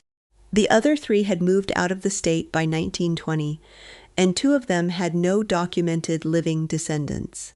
Third, a son named Heinrich Voss, who'd gone to Pittsburgh, had a documented line that ended in the 1980s with the death of his only grandchild, a man named Peter Voss, who had died without heirs at the age of 41 in 1987. Clara herself had had one child, a daughter named Ruth, born in 1912, and documented through several county records until 1929 when Ruth had moved to Lexington. Ruth's line went through 2 generations and then contracted to a single descendant in the next generation, a woman named Clara Voss, who had moved to Ohio in the 1970s and who had one daughter, also named Carol, and that Carol had one child, a daughter born in 1985 in Harlan County. That child had been placed in foster care in 1988, when her mother died of a cardiac event at the age of 26. The genealogical firm's report, which Drost laid on the desk between them with the careful deliberateness of a man who understood what he was placing there, included the child's full name as recorded in the Harlan County birth records. Nora Anna Voss. She sat in Drost's office with the October light outside the window and the printed report on the desk between them, and looked at her own name at the bottom of a family tree that went back to 1871. She did not say anything for a while. Drost said, "You are the direct lineal descendant of Ernst Voss through his daughter Clara. There are no other surviving Voss descendants with a closer documented relationship." Informal designation in Clara's letter, any Voss who finds it. Kin are kin, combined with the direct documented blood relationship, constitutes an exceptionally strong ownership argument. Patricia Slade's assessment is that this eliminates the primary vulnerability in your legal position. She said she didn't know. Clara didn't know who would find it. Drost said, no, she didn't. Nora looked at the report. At her name, at the end of the chain that began with a man who had come from Ohio in 1871 with money he'd earned in coal and a deep distrust of everything he couldn't hold in his hands. She thought about what it meant that Ernst Voss had saved his whole life against disasters he feared were coming and had passed that saving to Clara, and Clara had sealed it and left it in the hillside and written a letter for whoever came, and the person who had come, person who had spent $620 on 52 acres of nothing in particular, and hiked 2 miles through old-growth hardwood forest on the strength of a timber buyer's involuntary wonder, be the person whose name was at the bottom of the chart. She said, "My mother was born in Harlan County." Drost said, 1959, according to the records. She was born and raised here. The Voss land had been tax delinquent since 1978, which is 2 years before her father died. We believe the family was unaware of the extent of the assets. The land records were not unusual for rural property of that period, and without the genealogical context, there was no particular reason to look at it closely. She said she was 26 when she died. Drost said nothing. She said, "I was 3. He said, "Yes." She sat with that for a moment. Then she said, "What happens next?" He told her. The formal filing would establish her as the heir to Ernst Voss's estate through Clara's designated line. The estate filing would be accompanied by the genealogical documentation, the 2 deeds, Clara's letter, and Garretson's preliminary assessment of the collection. Once the filing was made, the collection would be transferred to secure storage through a licensed transport and secure storage company that Bell had already identified and prearranged. He said, when? He said, Bell's recommendation was the 12-week mark. We're at week 6. She wants the full tax structure in place before formal disclosure. She said, I know that's her recommendation. Is there a legal barrier to moving forward at 6 weeks? He said, there's no legal barrier. The risk Bell identified was exposure before the framework was complete. Genealogical documentation changes that risk calculation because the primary vulnerability in the ownership argument is now resolved. She said, then I want to move at 8 weeks. He said, I'll call Bell. She went back to the diner. She worked the dinner shift and then sat in the break room afterward with cold coffee and her notebook, and wrote down the name at the bottom of the genealogical chart. Her own name. She'd written it 10,000 times in her life, on school forms and job applications and rental agreements, and the deed to 52 acres of Sutter Creek watershed land. She'd always known it was hers. She hadn't known until today that it was also a chain. She thought about the way chains worked, how they ran in two directions at once, backward to something and forward from it. The trouble started in week 7. Came from where she'd thought it might come from, not from a stranger, not from a legal complexity, but from Bobby Tillis, who had apparently spent the past 6 weeks doing his own research. She found out from Marcus, who heard it from his cousin, who drove a delivery truck for a building supply company that served Tillis's logging operation. According to Marcus's cousin, Tillis had hired a surveyor to run a parallel assessment on the Sutter Creek parcel. The surveyor had told Tillis the timber value was significant, old-growth hardwood of the quality on that land, and at current lumber prices, the standing timber alone was worth considerably more than anyone had bid for at the auction. Tillis had gone back to the county to ask about the possibility of challenging the auction result on procedural grounds, claiming there had been insufficient public notice of the listing. Nora heard this on a Tuesday afternoon in the second week of November, sitting across the counter from Marcus in the empty diner after the lunch rush. She said, "Is his claim about insufficient notice accurate?" Marcus said, "I don't know. I'm just telling you what my cousin said." She called Drost from the parking lot. He pulled the auction records that afternoon and called her back within an hour. He said, "The notice was published in the Harlan Daily Enterprise on 3 consecutive Thursdays as required by statute.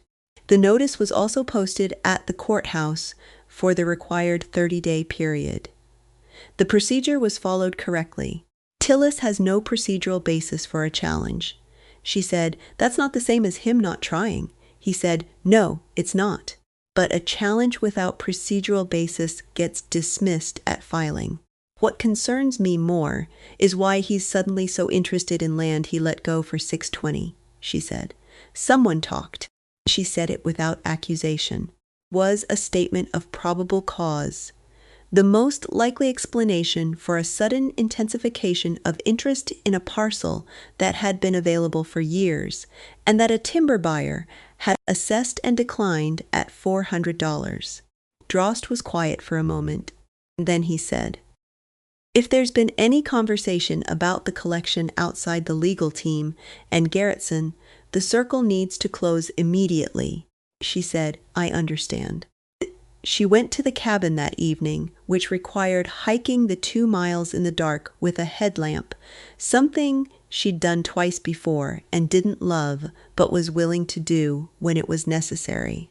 She needed to check that the root cellar was as she'd left it, padlocked and undisturbed.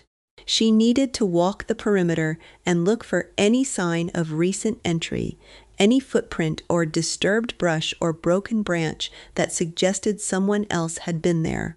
Cabin was undisturbed. The root cellar padlock was untouched. She swept the headlamp around the clearing and the tree line and found nothing that concerned her.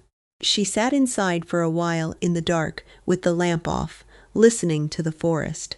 What she heard was the same as always: wind in the upper canopy, the irregular percussion of dead branches, the distant sound of the creek. Nothing that suggested human presence. Nothing wrong. But she stayed until midnight, and then hiked back out in the dark and drove home with the heater running and thought about the conversation she needed to have in the morning. She called Constance Bell at 8 o'clock. Bell had already spoken to Drost. She said, "I heard about Tillis. My assessment is that the legal challenge is baseless. But the question of how he developed renewed interest in the parcel is something we need to understand before we can gauge the full risk." Nora said, "I think we need to move the timeline. Belle said. To when? She said now. This week. Belle was quiet for a moment. Then she said, the tax structure isn't fully optimized for week 8. Moving to now costs you money in the long term, the kind of money that matters even when the total is what we're discussing. Nora said, how much? Belle gave her a number. She sat with it. It was a large number in the context of her life, a number that would have been terrifying 3 months ago. In the context of $400 million, it was a rounding error. She said, schedule the filing. Belle said, I'll have it ready by Thursday. Nora said, Wednesday. Belle said, Wednesday. Filing took place on a Wednesday morning at the Ledger County Courthouse, handled by Drost in person, with Slade present and Belle on the phone. Filing established Nora Anna Voss as the heir to the estate of Ernst Voss through Clara Voss's designated line, attached the genealogical documentation and both deeds and Clara's letter as supporting evidence, and formally identified the existence of personal property of significant value located on the deeded parcel pending formal appraisal. 2 days later, the transport company Belle had arranged arrived at the trailhead with 2 cargo handlers, and the kind of equipment that made the 2-mile hike into the watershed a significantly different logistical exercise than Nora's solitary trips had been. They used a small tracked ATV to carry the equipment cases to the clearing, and then they spent 6 hours working systematically through the root cellar under Garrettson's direction, inventorying each piece with photographic documentation before placing it in the padded and locked cases that would go into the armored truck waiting at the trailhead. She watched them work. She did not help because her role here was custodial rather than physical, and because watching was its own kind of work. She watched each piece come up out of the root cellar and into the October light, the gold bars with their assayer's stamps, the coins that had been sealed in canvas bags since before her grandmother was born, the documentation that connected all of it to a man who had trusted the physical world over the institutional one and had, in the fullness of time, been proved right. She watched Garrettson move through the formal inventory with the same methodical precision he'd brought to the preliminary assessment, and she thought about Ernst Voss writing in his diary about the nature of gold and the unreliability of promises. When the last case was sealed and loaded onto the ATV for the trip back to the trailhead, she went back into the root cellar alone. It was empty now, except for the stones from the false facing, still stacked against the opposite wall where she'd left them on the first night. The shelf had old Crocs on it and the collapsed wooden bins. Earth floor was scarred by the passage of feet and equipment. Cold was the same as always, that deep mineral cold of earth that has been sealed from the seasons. She stood in the empty space for a moment. Then she picked up one of the stones from the false facing and turned it in her hands. Was ordinary Kentucky limestone, the same rock that came out of every hillside in this part of the county, gray-brown and heavy and dense. Ernst Voss had shaped it by hand, or found it already shaped by the hillside, and fitted it into place with care. And it had sat in that facing for at least 60 years, maybe longer, doing exactly the job he'd designed it to do. She placed it back against the south wall. She placed them all back, stone by stone, the way Clara had left them. Not to conceal anything that remained, there was nothing left to conceal. But because it felt wrong to leave the wall incomplete, like leaving a sentence unfinished, she worked until the facing was as close to its original configuration as she could manage. The stones balanced against each other, and the earth behind them, the way a man who'd built things to last had built this one. When she came up from the root cellar, the transport team was gone, already down the trail with the cargo. Garrettson was waiting in the clearing with his pack on. He said, You should know that what came out of that cellar is remarkable, even by the standards of what I've seen in 30 years. The coin collection in particular. There are individual pieces in there that are going to be of serious interest to institutions. She said, "What do you mean by institutions?" He said, "Museums, historic preservation organizations, universities with numismatic collections." The 1907 ultra-high relief pieces alone belong in a public collection. Part of American history, in a literal sense, the history of how this country thought about money and value, and the physical form of both. Some of what Ernst Voss sealed in that hillside deserves to be seen. She hadn't thought about this. She'd thought about the legal framework, about the tax structure, about the logistics of moving the collection into formal channels. She hadn't thought about what she wanted to do with individual pieces once they were hers to decide about. She said, "I'll think about that." He said, "You should, but take your time. The collection will be in secure storage and properly documented. Have the luxury of thinking carefully about each piece." She said, "Do I strike you as someone who takes luxury seriously?" He said, "No, but that one you should take anyway." She walked back out through the watershed alone after Garretson had gone.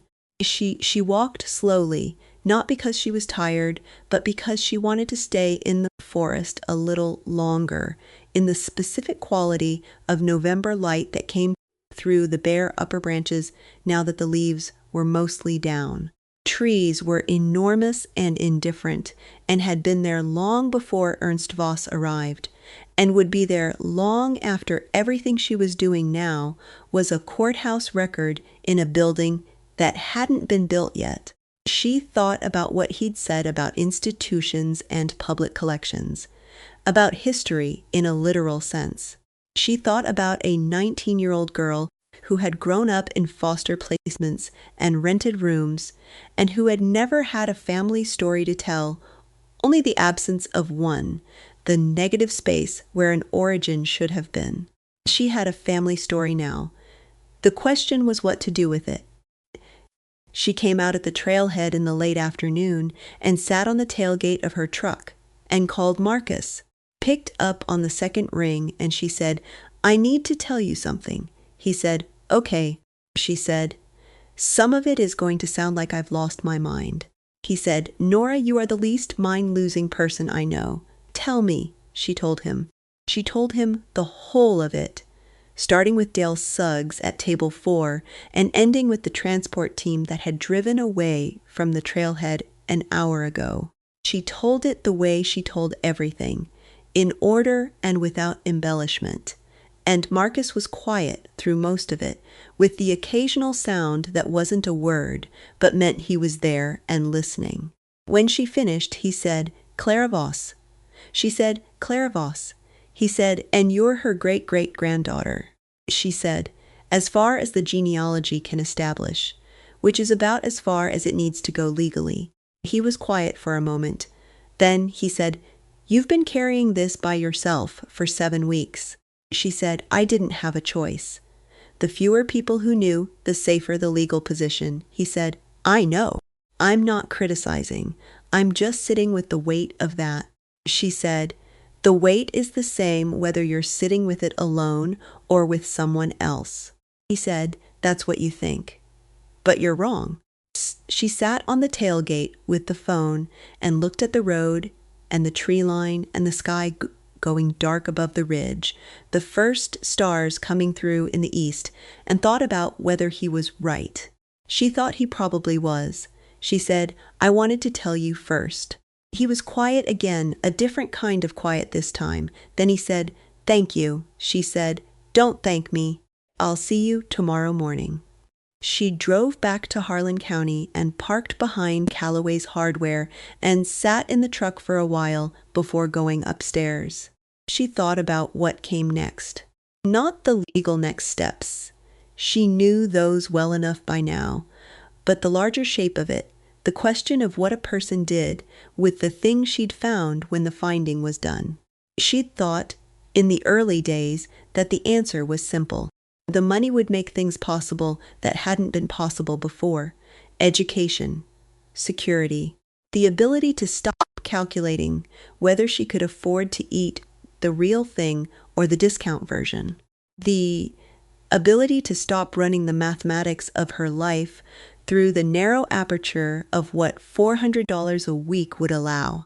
That was all still true. Those things were still part of the answer. But the cabin had complicated it. Clara had complicated it.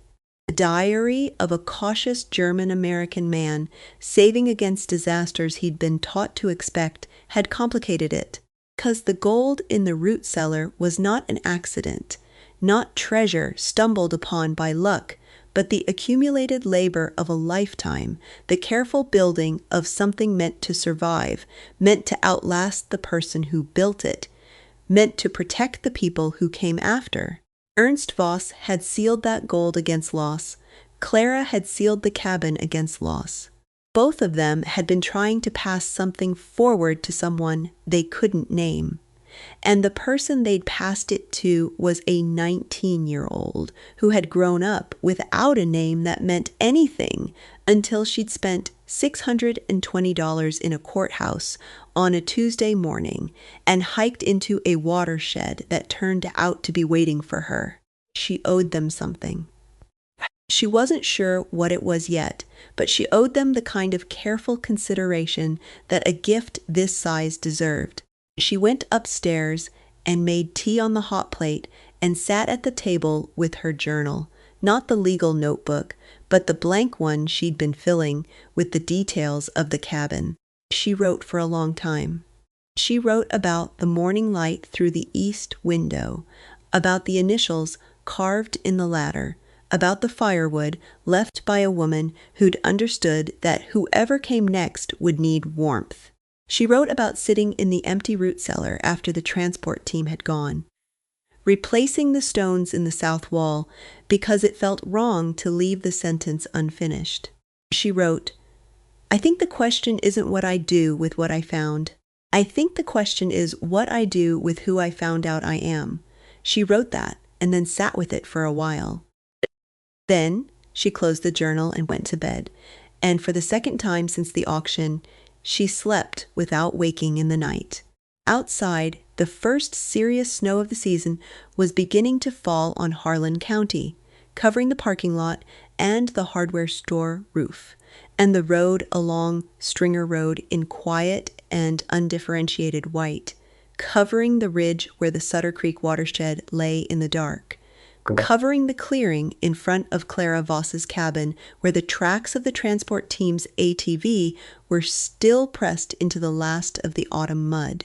By morning, they would be gone, and the clearing would look the way it had looked for years, empty and undisturbed and holding its own counsel in the way of old places that have been through more than they let on. But the cabin was still standing, the way it had always been standing, sealed no longer, waiting no longer, ready now for whatever came next. The formal appraisal took 11 weeks. Garretson brought in 2 colleagues from the American Numismatic Association, specialists whose combined experience covered the specific categories represented in the collection: pre-1933 American coinage on one side and privately cast bullion from the industrial Midwest on the other. They worked in a secure facility in Lexington that Bell had arranged, a climate-controlled vault used by the state's largest estate management firm, and they documented each piece with the kind of systematic thoroughness that produced records capable of withstanding any legal examination. Nora drove to Lexington 4 times during those 11 weeks. Not to oversee the appraisers, they didn't need overseeing, but because she needed to be in proximity to the process, to feel the weight of it moving forward under her. She sat in the waiting area of the estate management firm on those visits and read and made notes, and answered Bell's questions when Bell came out to brief her. And on the 3rd visit, Bell sat down across from her and said, without preamble, that the preliminary numbers were coming in above even Garretson's estimate. Nora said, How far above? Bell said. The 1907 St. Gaudens ultra-high relief double eagles graded higher than expected. All 6 of them. In that grade, each piece represents a significant auction result. Beyond the coins, 2 of the bullion bars carry assayer stamps from a Pittsburgh firm that closed in 1902 and whose marks are themselves historically documented. Garretson's colleagues are telling me the bars may be of interest to the Smithsonian's American History Collection. Nora said, "What's the revised estimate?" Bell told her. The number was $405 million. The same number Nora had written in her notebook on the first night in the root cellar and then crossed out because she hadn't trusted herself to have gotten it right. She had gotten it right. She sat with that for a moment. Then she said, "All right, what are the tax obligations?" Bell and Cho had spent weeks on the tax structure, and Cho walked her through it in the detail it deserved, which was considerable. Estate inheritance created a specific tax situation that had required arguments Bell described as novel but sound. The final federal and state tax obligation negotiated and pre-agreed with both the IRS and Kentucky Revenue Cabinet through a process that Bell said she would not describe as simple but would describe as successful, was structured as a payment plan tied to the liquidation timeline of the collection. The after-tax total that would ultimately be in Nora's control was substantially more than $250 million. She wrote that number in her notebook. She looked at it. She thought about the coffee can. She thought about the $2 she'd had in her pocket when she walked out of the Ledger County courthouse with a deed to 52 acres. She thought about the way enormous numbers worked, how they didn't feel real until you connected them to something that already was real, something that had weight and texture in your hands. She couldn't feel $250 million, but she could feel the deed in the Ziploc bag inside her coat. She could feel the weight of the limestone from Ernst Voss's false wall. She could feel the cold of the root cellar floor through the knees of her jeans on the night she'd sat there alone and counted what she could count. She said, "When does the first liquidation begin?" Bell's said the auction house they'd engaged, a firm in New York with a specialized numismatic division, had proposed a phased sale over 18 months.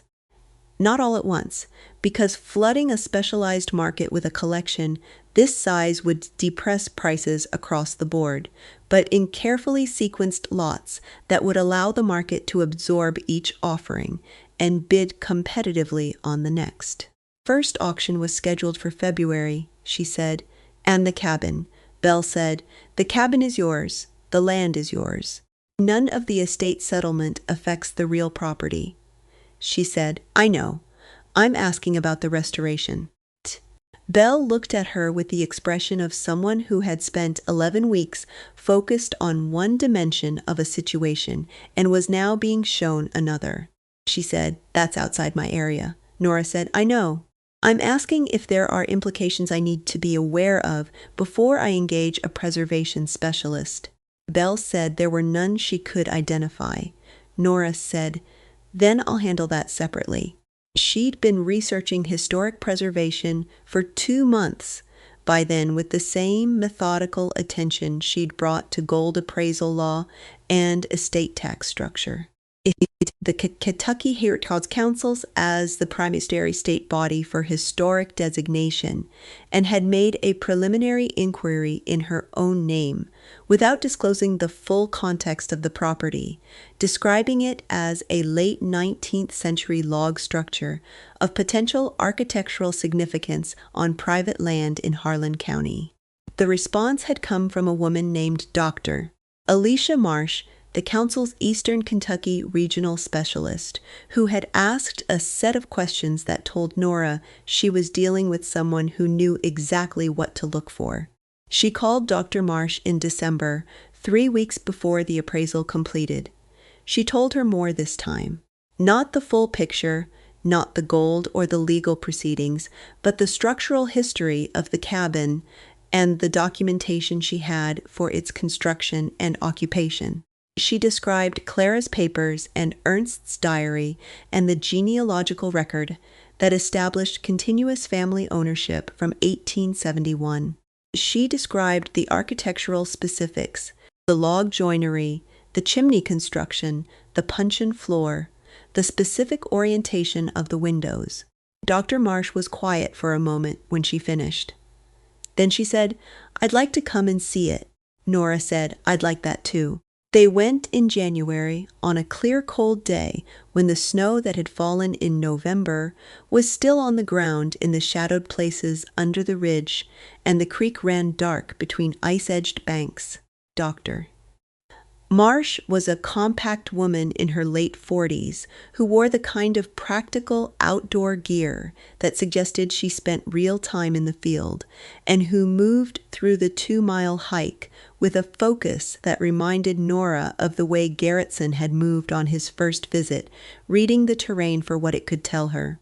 When they came over the rise and the cabin appeared in the clearing, Dr. Marsh stopped. She said, "How long has it been standing?" Nora said, "The original construction is 1889. There were modifications in the early 1920s. Nothing structural after that, as far as I can document." Dr. Marsh walked toward it slowly, the way you walked towards something you wanted to see all at once before you started looking at the parts.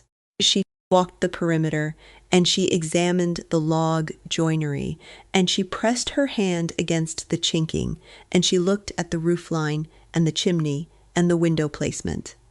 She went inside and stood in the middle of the room and turned slowly, taking in the fireplace and the sleeping loft, and the table and the shelf with the tin boxes. She climbed the ladder and looked at the initials carved into the back of it, and came back down and stood at the table where the morning light fell through the east window. She said, "This is extraordinary." Nora said, "I know." Marsh said, "I want to be transparent with you about what I'm seeing here. The structure is architecturally significant in several ways simultaneously. Construction technique is a specific tradition of German-American log building that came through the Ohio Valley in the mid-19th century, and intact examples of this quality and age in Kentucky are extremely rare. The continuous family documentation you've described, going back to the original construction, is itself unusual. And the occupation history, a woman building and living here alone in the 1920s and 1930s, is the kind of specific social history that preservation efforts often lose because there's no documentation to anchor it. She said, Clara left documentation. Nora told her about the letter and the papers and the diary. She didn't bring the originals. Those were in a preservation quality archive at Bell's office now. But she had high-resolution photographs on her phone, and she showed them to Dr. Marsh at the table while the January light came through the east window. Dr. Marsh scrolled through the photographs with the care of someone who understood what she was looking at. She stopped on the photograph of Clara's letter, the one that ended with "kin are kin," and read it through twice. She said, "She wrote this in 1931, and it found you." Nora said, "It found me." Dr. Marsh looked up from the phone. She said, "What do you want to do with this place?" Nora said, "I want to restore it. Properly, using period-appropriate methods and materials where possible. I want it structurally sound and preserved against another century of weather. I want the interior maintained as close to its documented state as the work allows, and I want it accessible. Not as a museum exactly, but as a place people can come to understand what it is and what it represents." Dr. Marsh said, "That's a significant undertaking. Registration to that standard on a structure this remote requires specialists, and it requires money." Nora said, "I have money." She said it the way she said most things, simply, and Dr. Marsh looked at her with the same fractional reassessment. she'd seen in Garretson's face on the first morning in the root cellar. "Doctor," Marsh said, "I'd recommend pursuing National Register of Historic Places designation simultaneously with the restoration work. The designation provides legal protection against future development pressure and opens access to certain federal preservation resources. Documentation you already have is stronger than most applications we process." Nora said, "Tell me what the application requires," Dr. Marsh told her. Sat at Clara's table in Clara's cabin in January and talked for 2 hours about the specific requirements for National Register nomination. The categories of significance the cabin would qualify under, the documentation standards, and the review timeline. Dr. Marsh took measurements and photographs and notes. Nora asked questions that were, based on Dr. Marsh's expression, more precise than she'd expected from a first conversation. Before she left, Dr. Marsh said, "Can I ask you something personal?" Nora said, "You can ask," she said. "You're 19 years old. You found this place by yourself, and you've been managing everything that came out of finding it by yourself. The legal complexity alone would overwhelm most people regardless of age or experience. How did you know how to do all of this?" Nora thought about it. She said, "I grew up in a situation where if I didn't figure out how to do things myself, they didn't get done. You learn that the main thing that separates you from understanding something is the time it takes to learn it. So I learned things." Dr. Marsh nodded once, that nod of genuine recognition. She said, "Clara Voss would have understood that completely." She left, and Nora stayed in the cabin alone for another hour. She sat at the table and looked at the east window and the light it threw across the floor, and thought about what Dr. Marsh had said, that Clara would have understood. She turned that over for a while, the idea of being understood by someone she'd never meet, of being legible across nearly a century to a woman who'd sat at this same table in different circumstances, but with the same fundamental orientation toward the world. Do what needs doing. Figure out what you don't know. Don't wait for permission or rescue. She thought about the children in borrowed rooms. She'd been thinking about them since the night she sat in the root cellar with the candle burning down and her rough estimate in the notebook. The number she'd crossed out because she didn't trust herself to believe it. She'd been thinking about them the way you thought, about something you were working toward without having named it yet. She had a name for it now. The challenge from Bobby Tillis came in February, 2 weeks before the first auction lot was scheduled. It was not the procedural challenge Drost had warned about. Procedural basis for that had been assessed and abandoned, apparently, when Tillis's attorney found the same courthouse record Drost had pulled showing proper notice.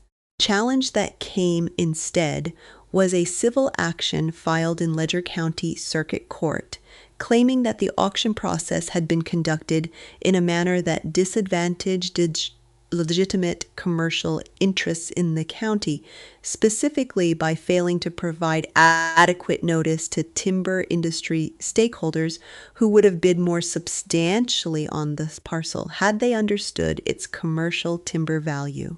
Was, Drost said when he called her, a creative argument. She said, "Is it a good argument?" He said, "It is not a good argument. It is a creative one. The distinction matters. The statute requires public notice, which was provided. It does not require notice targeted to specific industry stakeholders. This gets dismissed." She said, "When?" He said, "Motion to dismiss is filed this week. Hearing is in 60 days. The timeline doesn't affect the auction." She said, "I know. Asking because I want to understand the shape of it." He said, "The shape of it is someone with money and a grudge doing what people with money and grudges do when they realize they missed something. It's not a serious legal threat. It's a nuisance designed to create enough uncertainty around the ownership status that someone less determined than you might consider settling. She said, "I'm not settling." He said, "I know." She said, "Has he approached anyone else? Tried to establish any competing interest in the parcel?" Dross said, "Not that we've seen. Action names only Tillis as plaintiff. If he'd found another claimant to bring in, he would have. The genealogical documentation is doing its job," she said. "All right. Let me know when the dismissal is filed." She went to work. She worked the breakfast and lunch shift at the Pine View and refilled Dale Suggs's coffee and listened to him talk about the weather and the football season and nothing that had anything to do with sealed cabins or root cellars or the particular financial history of one Harlan County family over 130 years. She carried plates and cleared tables and ran the register, and at the end of her shift, she sat in the break room and called the preservation architect, that doctor. Marsh had recommended a man named Thomas Abel, who specialized in rural Appalachian structures and who had done restoration work on 3 other Harlan County properties in the past decade. She had her first meeting with Abel the following week. He was a lean, quietly enthusiastic man in his early 60s who had been doing this work long enough to have developed the specific patience of someone who understood that old buildings required more listening than directing, and who told her in the first 20 minutes that the Voss cabin was the most intact example of German-American log construction he'd seen in 30 years of working in eastern Kentucky. She told him what she wanted. He told her what it would cost and how long it would take and what the specific challenges were. The roof needed to be replaced using period-appropriate cedar shakes milled from regional timber. Several of the chinking sections needed to be redone using lime mortar mixed to match the original composition. 2 logs in the northeast corner showed deep check cracking from years of freeze-thaw cycles and needed to be either treated or replaced, which was a decision that required careful consideration of preservation philosophy versus structural integrity. Puncheon floor was largely sound but needed stabilization in the south section where ground moisture had created minor heaving. She listened to all of it with the notebook open in front of her and asked questions that were specific enough that Abel stopped twice to look at her with the expression she'd become accustomed to by now, that fractional reassessment. He said, "You've been researching this for a while." She said, 2 months. He said, "It shows." Most clients I work with at the beginning of a project know what they want, but not what's involved. "You know both." She said, "I've had practice learning things fast." Dismissal of Tillis's civil action came in March, 43 days after it was filed. In language the judge apparently did not bother to soften. Drost read her the relevant passage over the phone. The court finds no statutory basis for the relief sought and no precedent in Kentucky law supporting the novel theory advanced by the plaintiff. Action is dismissed with prejudice. With prejudice meant Tillis couldn't refile, she said. "Good." Drost said, "There's something else." Tillis's attorney contacted my office this morning. Tillis wants to make an offer on the parcel. Direct purchase. He's authorized his attorney to discuss a number. She said, "What number?" Drost said, "They opened at $3 million. The standing timber on 52 acres of old-growth hardwood watershed land at current lumber prices was worth considerably more than $3 million. Tillis knew that. Testing, feeling for desperation the way people who dealt in resources felt for it, reading the market, which in this case was not timber, but the financial situation of a 19-year-old girl who lived above a hardware store and worked in a diner. She said, "Tell his attorney the land is not for sale at any price." Drost said, "Any price is a strong position." She said, "It's the right position. The land is not for sale," he said. "All right." The first auction took place in New York in late February before the dismissal, and Nora watched it on a live feed on her laptop in the rented room above Callaway's Hardware. The auction house had cataloged 12 lots from the collection for the first sale, all coin groupings, presented in the particular formal language of high-end numismatic auctions that she'd been reading about for months, and could now parse with reasonable fluency. She watched the bidding move through the lots with the compressed, rapid energy of specialized auctions where the participants knew exactly what they were looking at, and the only question was price. When the 1907 St. Gaudens Ultra High Relief Double Eagles came up as the final lot, the bidding started high and climbed in a way that made the room she was watching on the screen go perceptibly quieter, the way rooms went quiet when something was happening that everyone understood mattered. The final bid was held for 3 seconds, and then the hammer came down, and the number on the screen was larger than Garretson had estimated even in his most optimistic assessment. She closed the laptop and sat in the rented room for a while. Then she picked up the phone and called Marcus. He said, "How'd it go?" She told him the number from the final lot. He was quiet for a moment. Then he said, "Nora." She said, "I know." He said, "Are you okay?"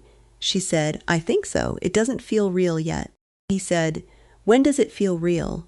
She said, "I don't know. Maybe when I do something with it that's real."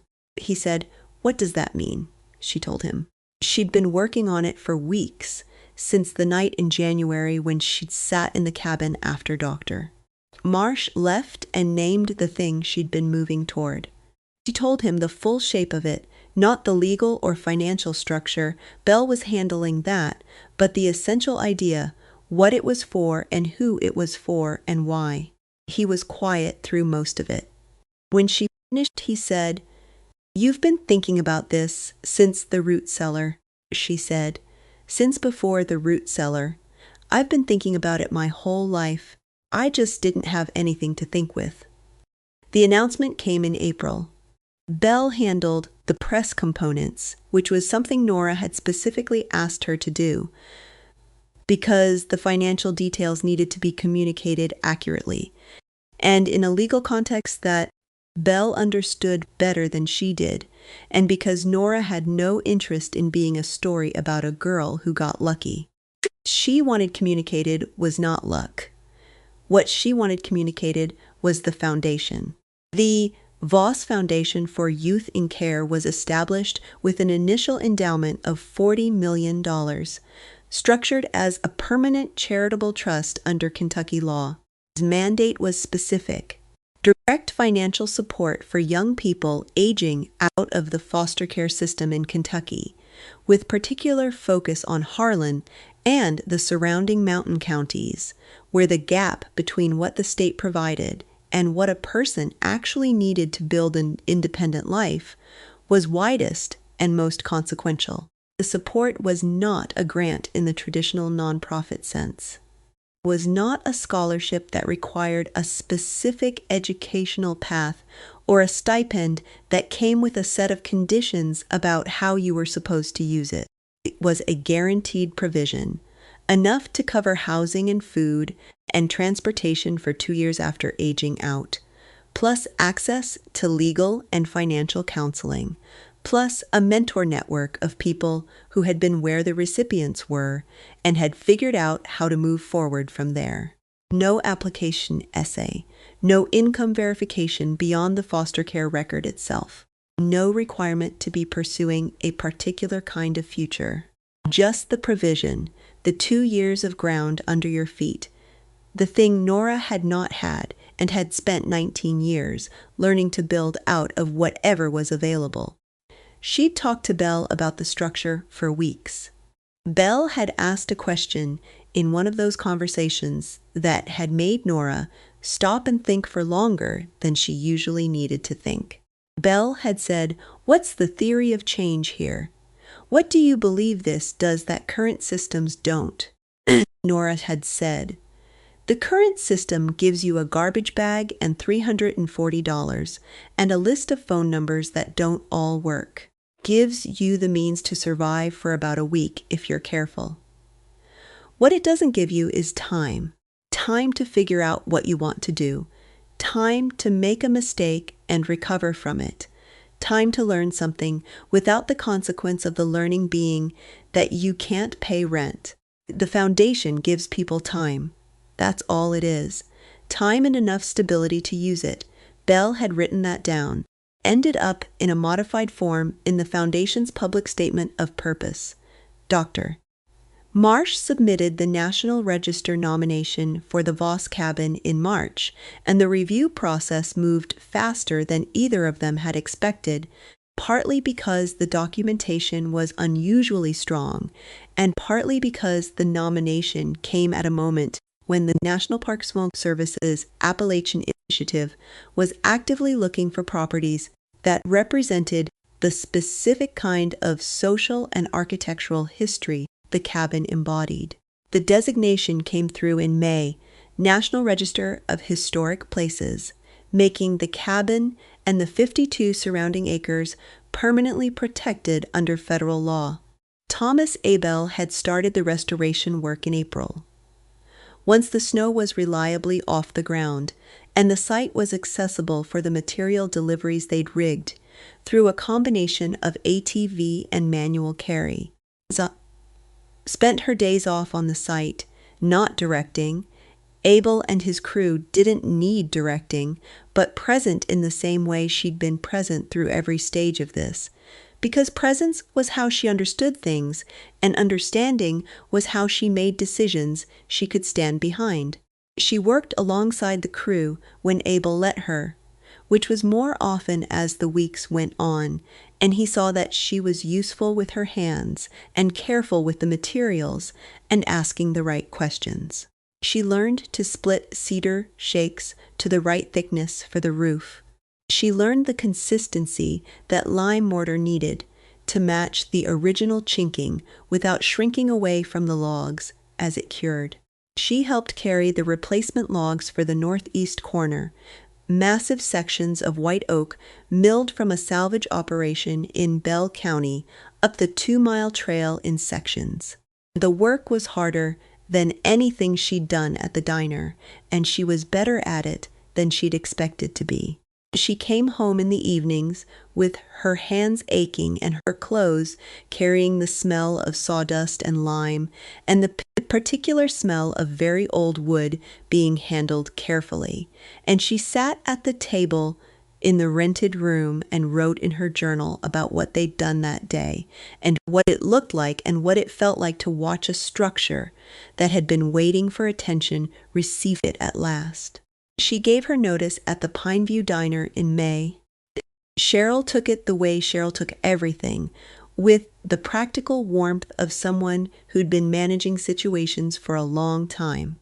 She said, "You found something better." Nora said, "I found something that needs doing." Cheryl said, "Same thing if you're lucky." Marcus walked her to her car after her last shift.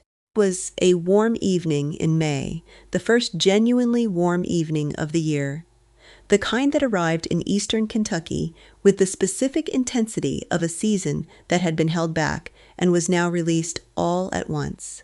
He said, "Are you going to be okay?" She said, "I'm going to be better than okay." He said, "I know, I'm asking anyway." She said, "Yes, I'm going to be okay." He said, "You're going to do something that matters." She said, "I'm going to try." He said, "That's not what I mean. I mean you already are. The foundation, the cabin, all of it. Didn't wait to do something with it. You figured out what it was for before the money was even in your hands." She said, "I had a long time to think about what I would have needed." When you know that, the rest isn't hard to figure out. He said, "It is for most people." She said, "Most people had more to distract them from it." He laughed, and she got in the truck, and she drove home through the warm May evening with the windows down and the ridge dark against the sky to the west, and Harlan County spread out in the last of the light the way it always spread out, particular and rough-edged, and hers in a way it had never been before. She knew it was where her family had come from. She stopped at the trailhead on the way. Not to hike in, it was too late for that, but just to stand at the edge of the forest for a moment and listen. Creek was up with snowmelt, louder than usual, and the upper canopy moved in the evening wind, with the sound that she'd learned to associate with this specific watershed, the sound she'd lain awake listening to on the first night she'd slept in the cabin. She stood there for a few minutes and let it be what it was. Then she drove home. The first cohort of the Voss Foundation's recipients was announced in August. 18 young people from 11 counties across eastern Kentucky. Each of them in the months immediately following their age out from foster care. Each of them identified through relationships Belle had helped establish with the county-level agencies that processed the transitions. Their names were not made public. The Foundation's policy on recipient privacy was absolute, because Nora understood from the inside what it meant to have your circumstances be a public fact, to be legible to strangers as a category of need rather than a person. And she had no intention of replicating that in the thing she was building. What she did make public in a brief statement that Belle helped draft and that went out through the Kentucky press in August was the Foundation's essential commitment that no young person in Kentucky should age out of care into the specific mathematics that had defined her own first year of independence.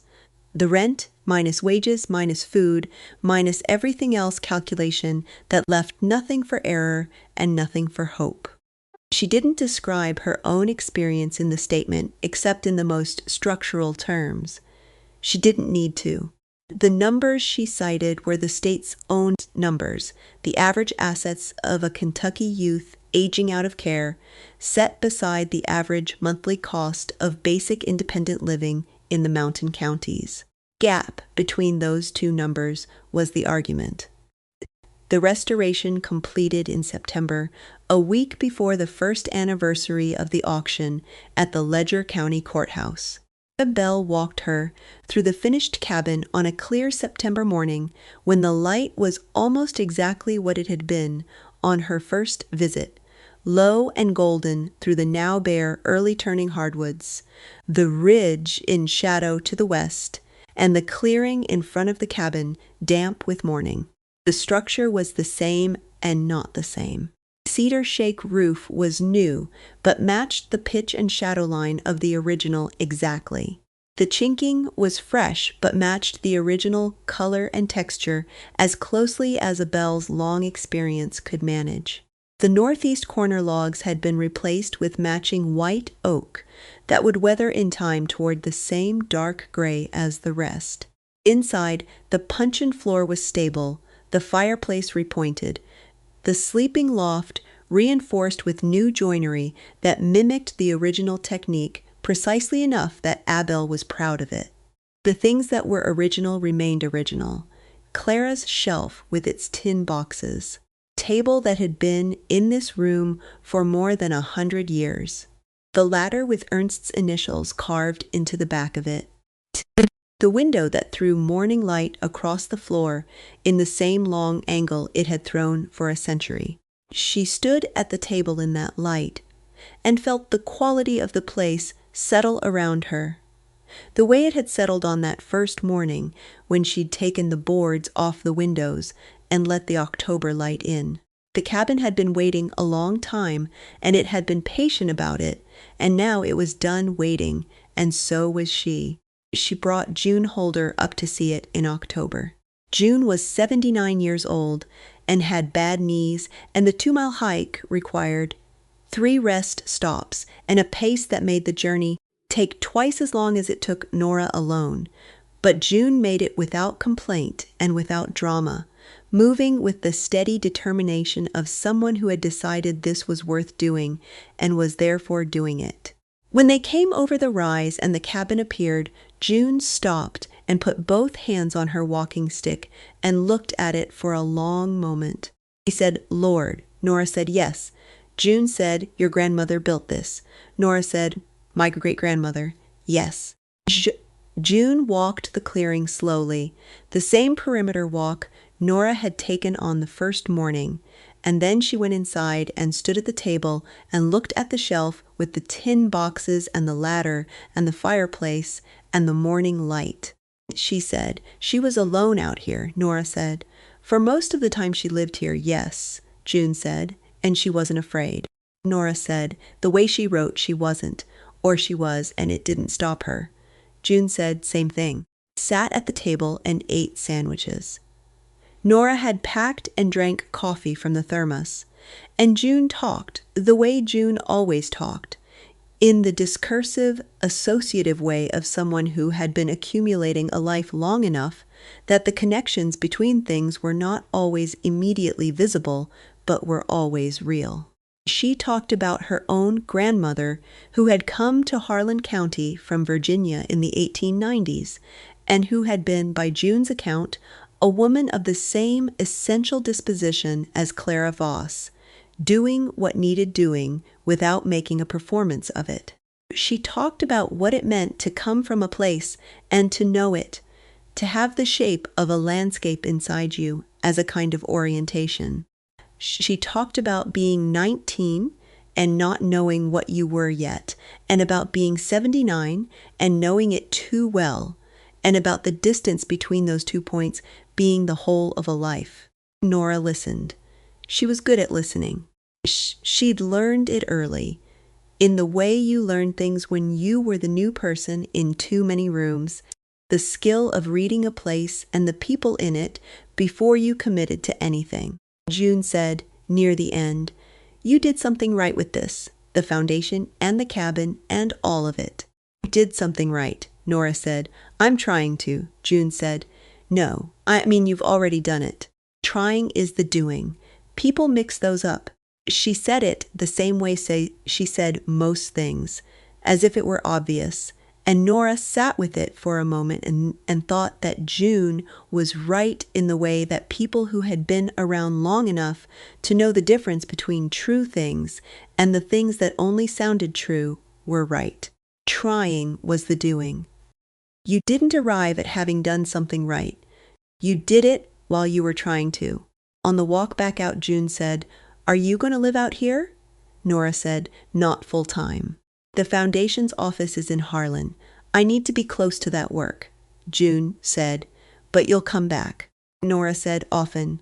June said, good. Places like this need to be used. They go strange when nobody comes. Came out at the trailhead in the early afternoon, and Nora drove June home and then drove back to Stringer Road and sat in the truck for a while before going upstairs. She was not in the rented room much longer. She'd found a small house on the east side of Harlan County. Nothing elaborate, 2 bedrooms and a porch and a yard that backed up against the tree line of a ridge that she could see from the kitchen window. And she was buying it through a process that was, for the first time in her life, because entirely straightforward, because she had no debt and more than adequate assets and a credit profile that had gone, over the course of the past year, from essentially non-existent to entirely solid. She sat in the truck and thought about what June had said. Places go strange when nobody comes.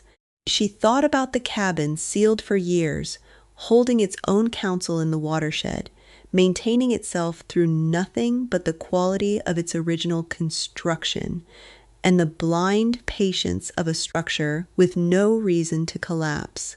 She thought about Clara sealing it in 1931, choosing the firewood, writing the letter, leaving the knowledge written down for whoever came. She thought about what it meant to leave something for someone you couldn't name. She opened her journal and wrote, "The thing about generosity without a recipient is that it has to believe in the future enough to trust that someone will be there to receive it."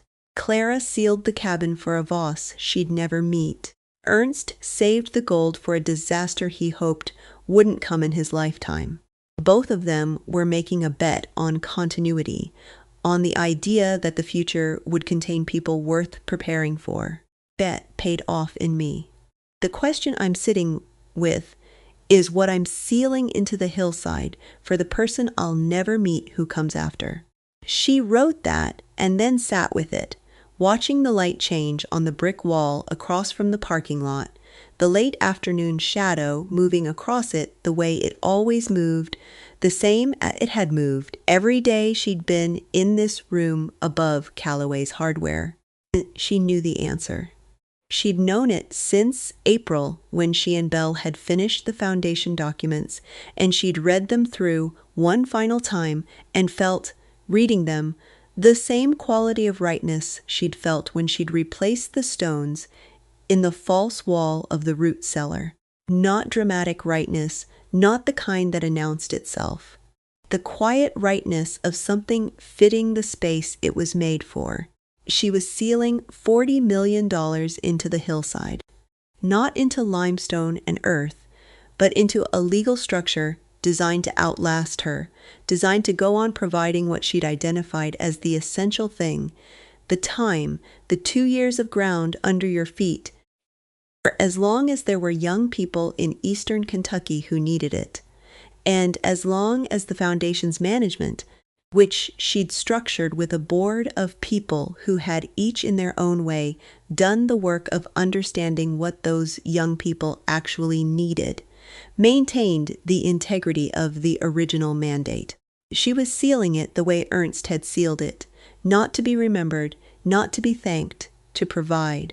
The second auction cohort went out in November, 22 recipients this time, covering 14 counties. Third cohort was already being identified. Belle had established a relationship with the state cabinet for health and family services that allowed the foundation to receive referrals directly from caseworkers, cutting the identification lag that had made the first cohort a slower process than she wanted. She moved into the house on the east side of Harlan County in November. She spent her first evening in it, sitting on the porch with the light off, listening to the ridge behind the yard settle into its night sounds, the same owls and wind and branch percussion she'd been listening to at the cabin since October of the previous year. The sounds were different here, less dense, but the essential quality was the same, the sound of a landscape doing what landscapes did when nobody was watching, which was the same as what they did when somebody was.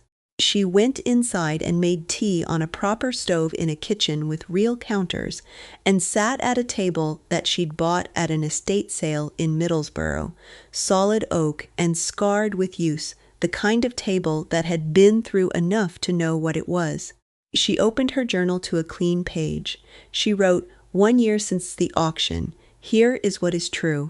I own 52 acres of Sutter Creek watershed land that has been in my family since 1871, and I did not know I had a family until I owned it. I own a cabin that a woman who shares my name built in 1889 and sealed against loss in 1931, and that now has a federal historic designation and a cedar shake roof that Thomas Abel is proud of. The gold that Ernst Voss saved against catastrophe over 43 years has been formally appraised and partially liquidated. And the proceeds are doing what he would have recognized as the right thing with them, being held against disaster, which in this case is not a financial panic, but a system that gives young people a garbage bag and $300 and calls it a transition. The foundation is real, and it is working, and I know it is working because Belle showed me the quarterly report, and I read every word of it, including the parts that were hard to read. I paid $620 for this. I had $2 left in my pocket when I walked out of the courthouse. I am 19 years old, and I have done something that matters, and I am going to spend the rest of my life making sure it keeps mattering. She put the pen down and looked at what she'd written. Then she added one more line. She wrote, Clara left firewood. I understand now why she did that. You leave what you have for whoever comes next. You trust the future enough to prepare for it. That is all any of us can do. that is enough. She closed the journal and sat at the table in the new house on the east side of Harlan County, with the ridge dark against the November sky outside the window, and the tea going cool in her hands, and the sound of the wind moving through the trees on the hillside behind the yard. And she felt, in the quiet and complete way of things that were simply true, that she was exactly where she was supposed to be. Not because fate had arranged it, not because the universe had decided she deserved it, because she had paid attention and worked carefully and refused to stop at the places where stopping would have been easier, and because a woman named Clara Voss had sealed a cabin in 1931 with firewood inside, and a letter on the shelf, and the understanding that knowledge left unshared was the same as burned. The light on the ridge went out. The wind moved through the trees. The Foundation's fourth cohort was already being assembled in an office on the other side of Harlan County. 26 people who were going to have 2 years of ground under their feet instead of $300 and a list of phone numbers. Nora Voss sat at her table in the dark and let it be enough, because it was. Stories like this remind us that starting over is terrifying, but it is always possible. If you or someone you love is facing a total reset right now, whether from a divorce, a loss, or a financial disaster, you need a plan. Scan the QR code on your screen or click the link below to get the Phoenix Blueprint for just $17. It gives you the exact steps you need to take in the first 48 hours and a 90-day plan to get your independence back. Thank you for watching.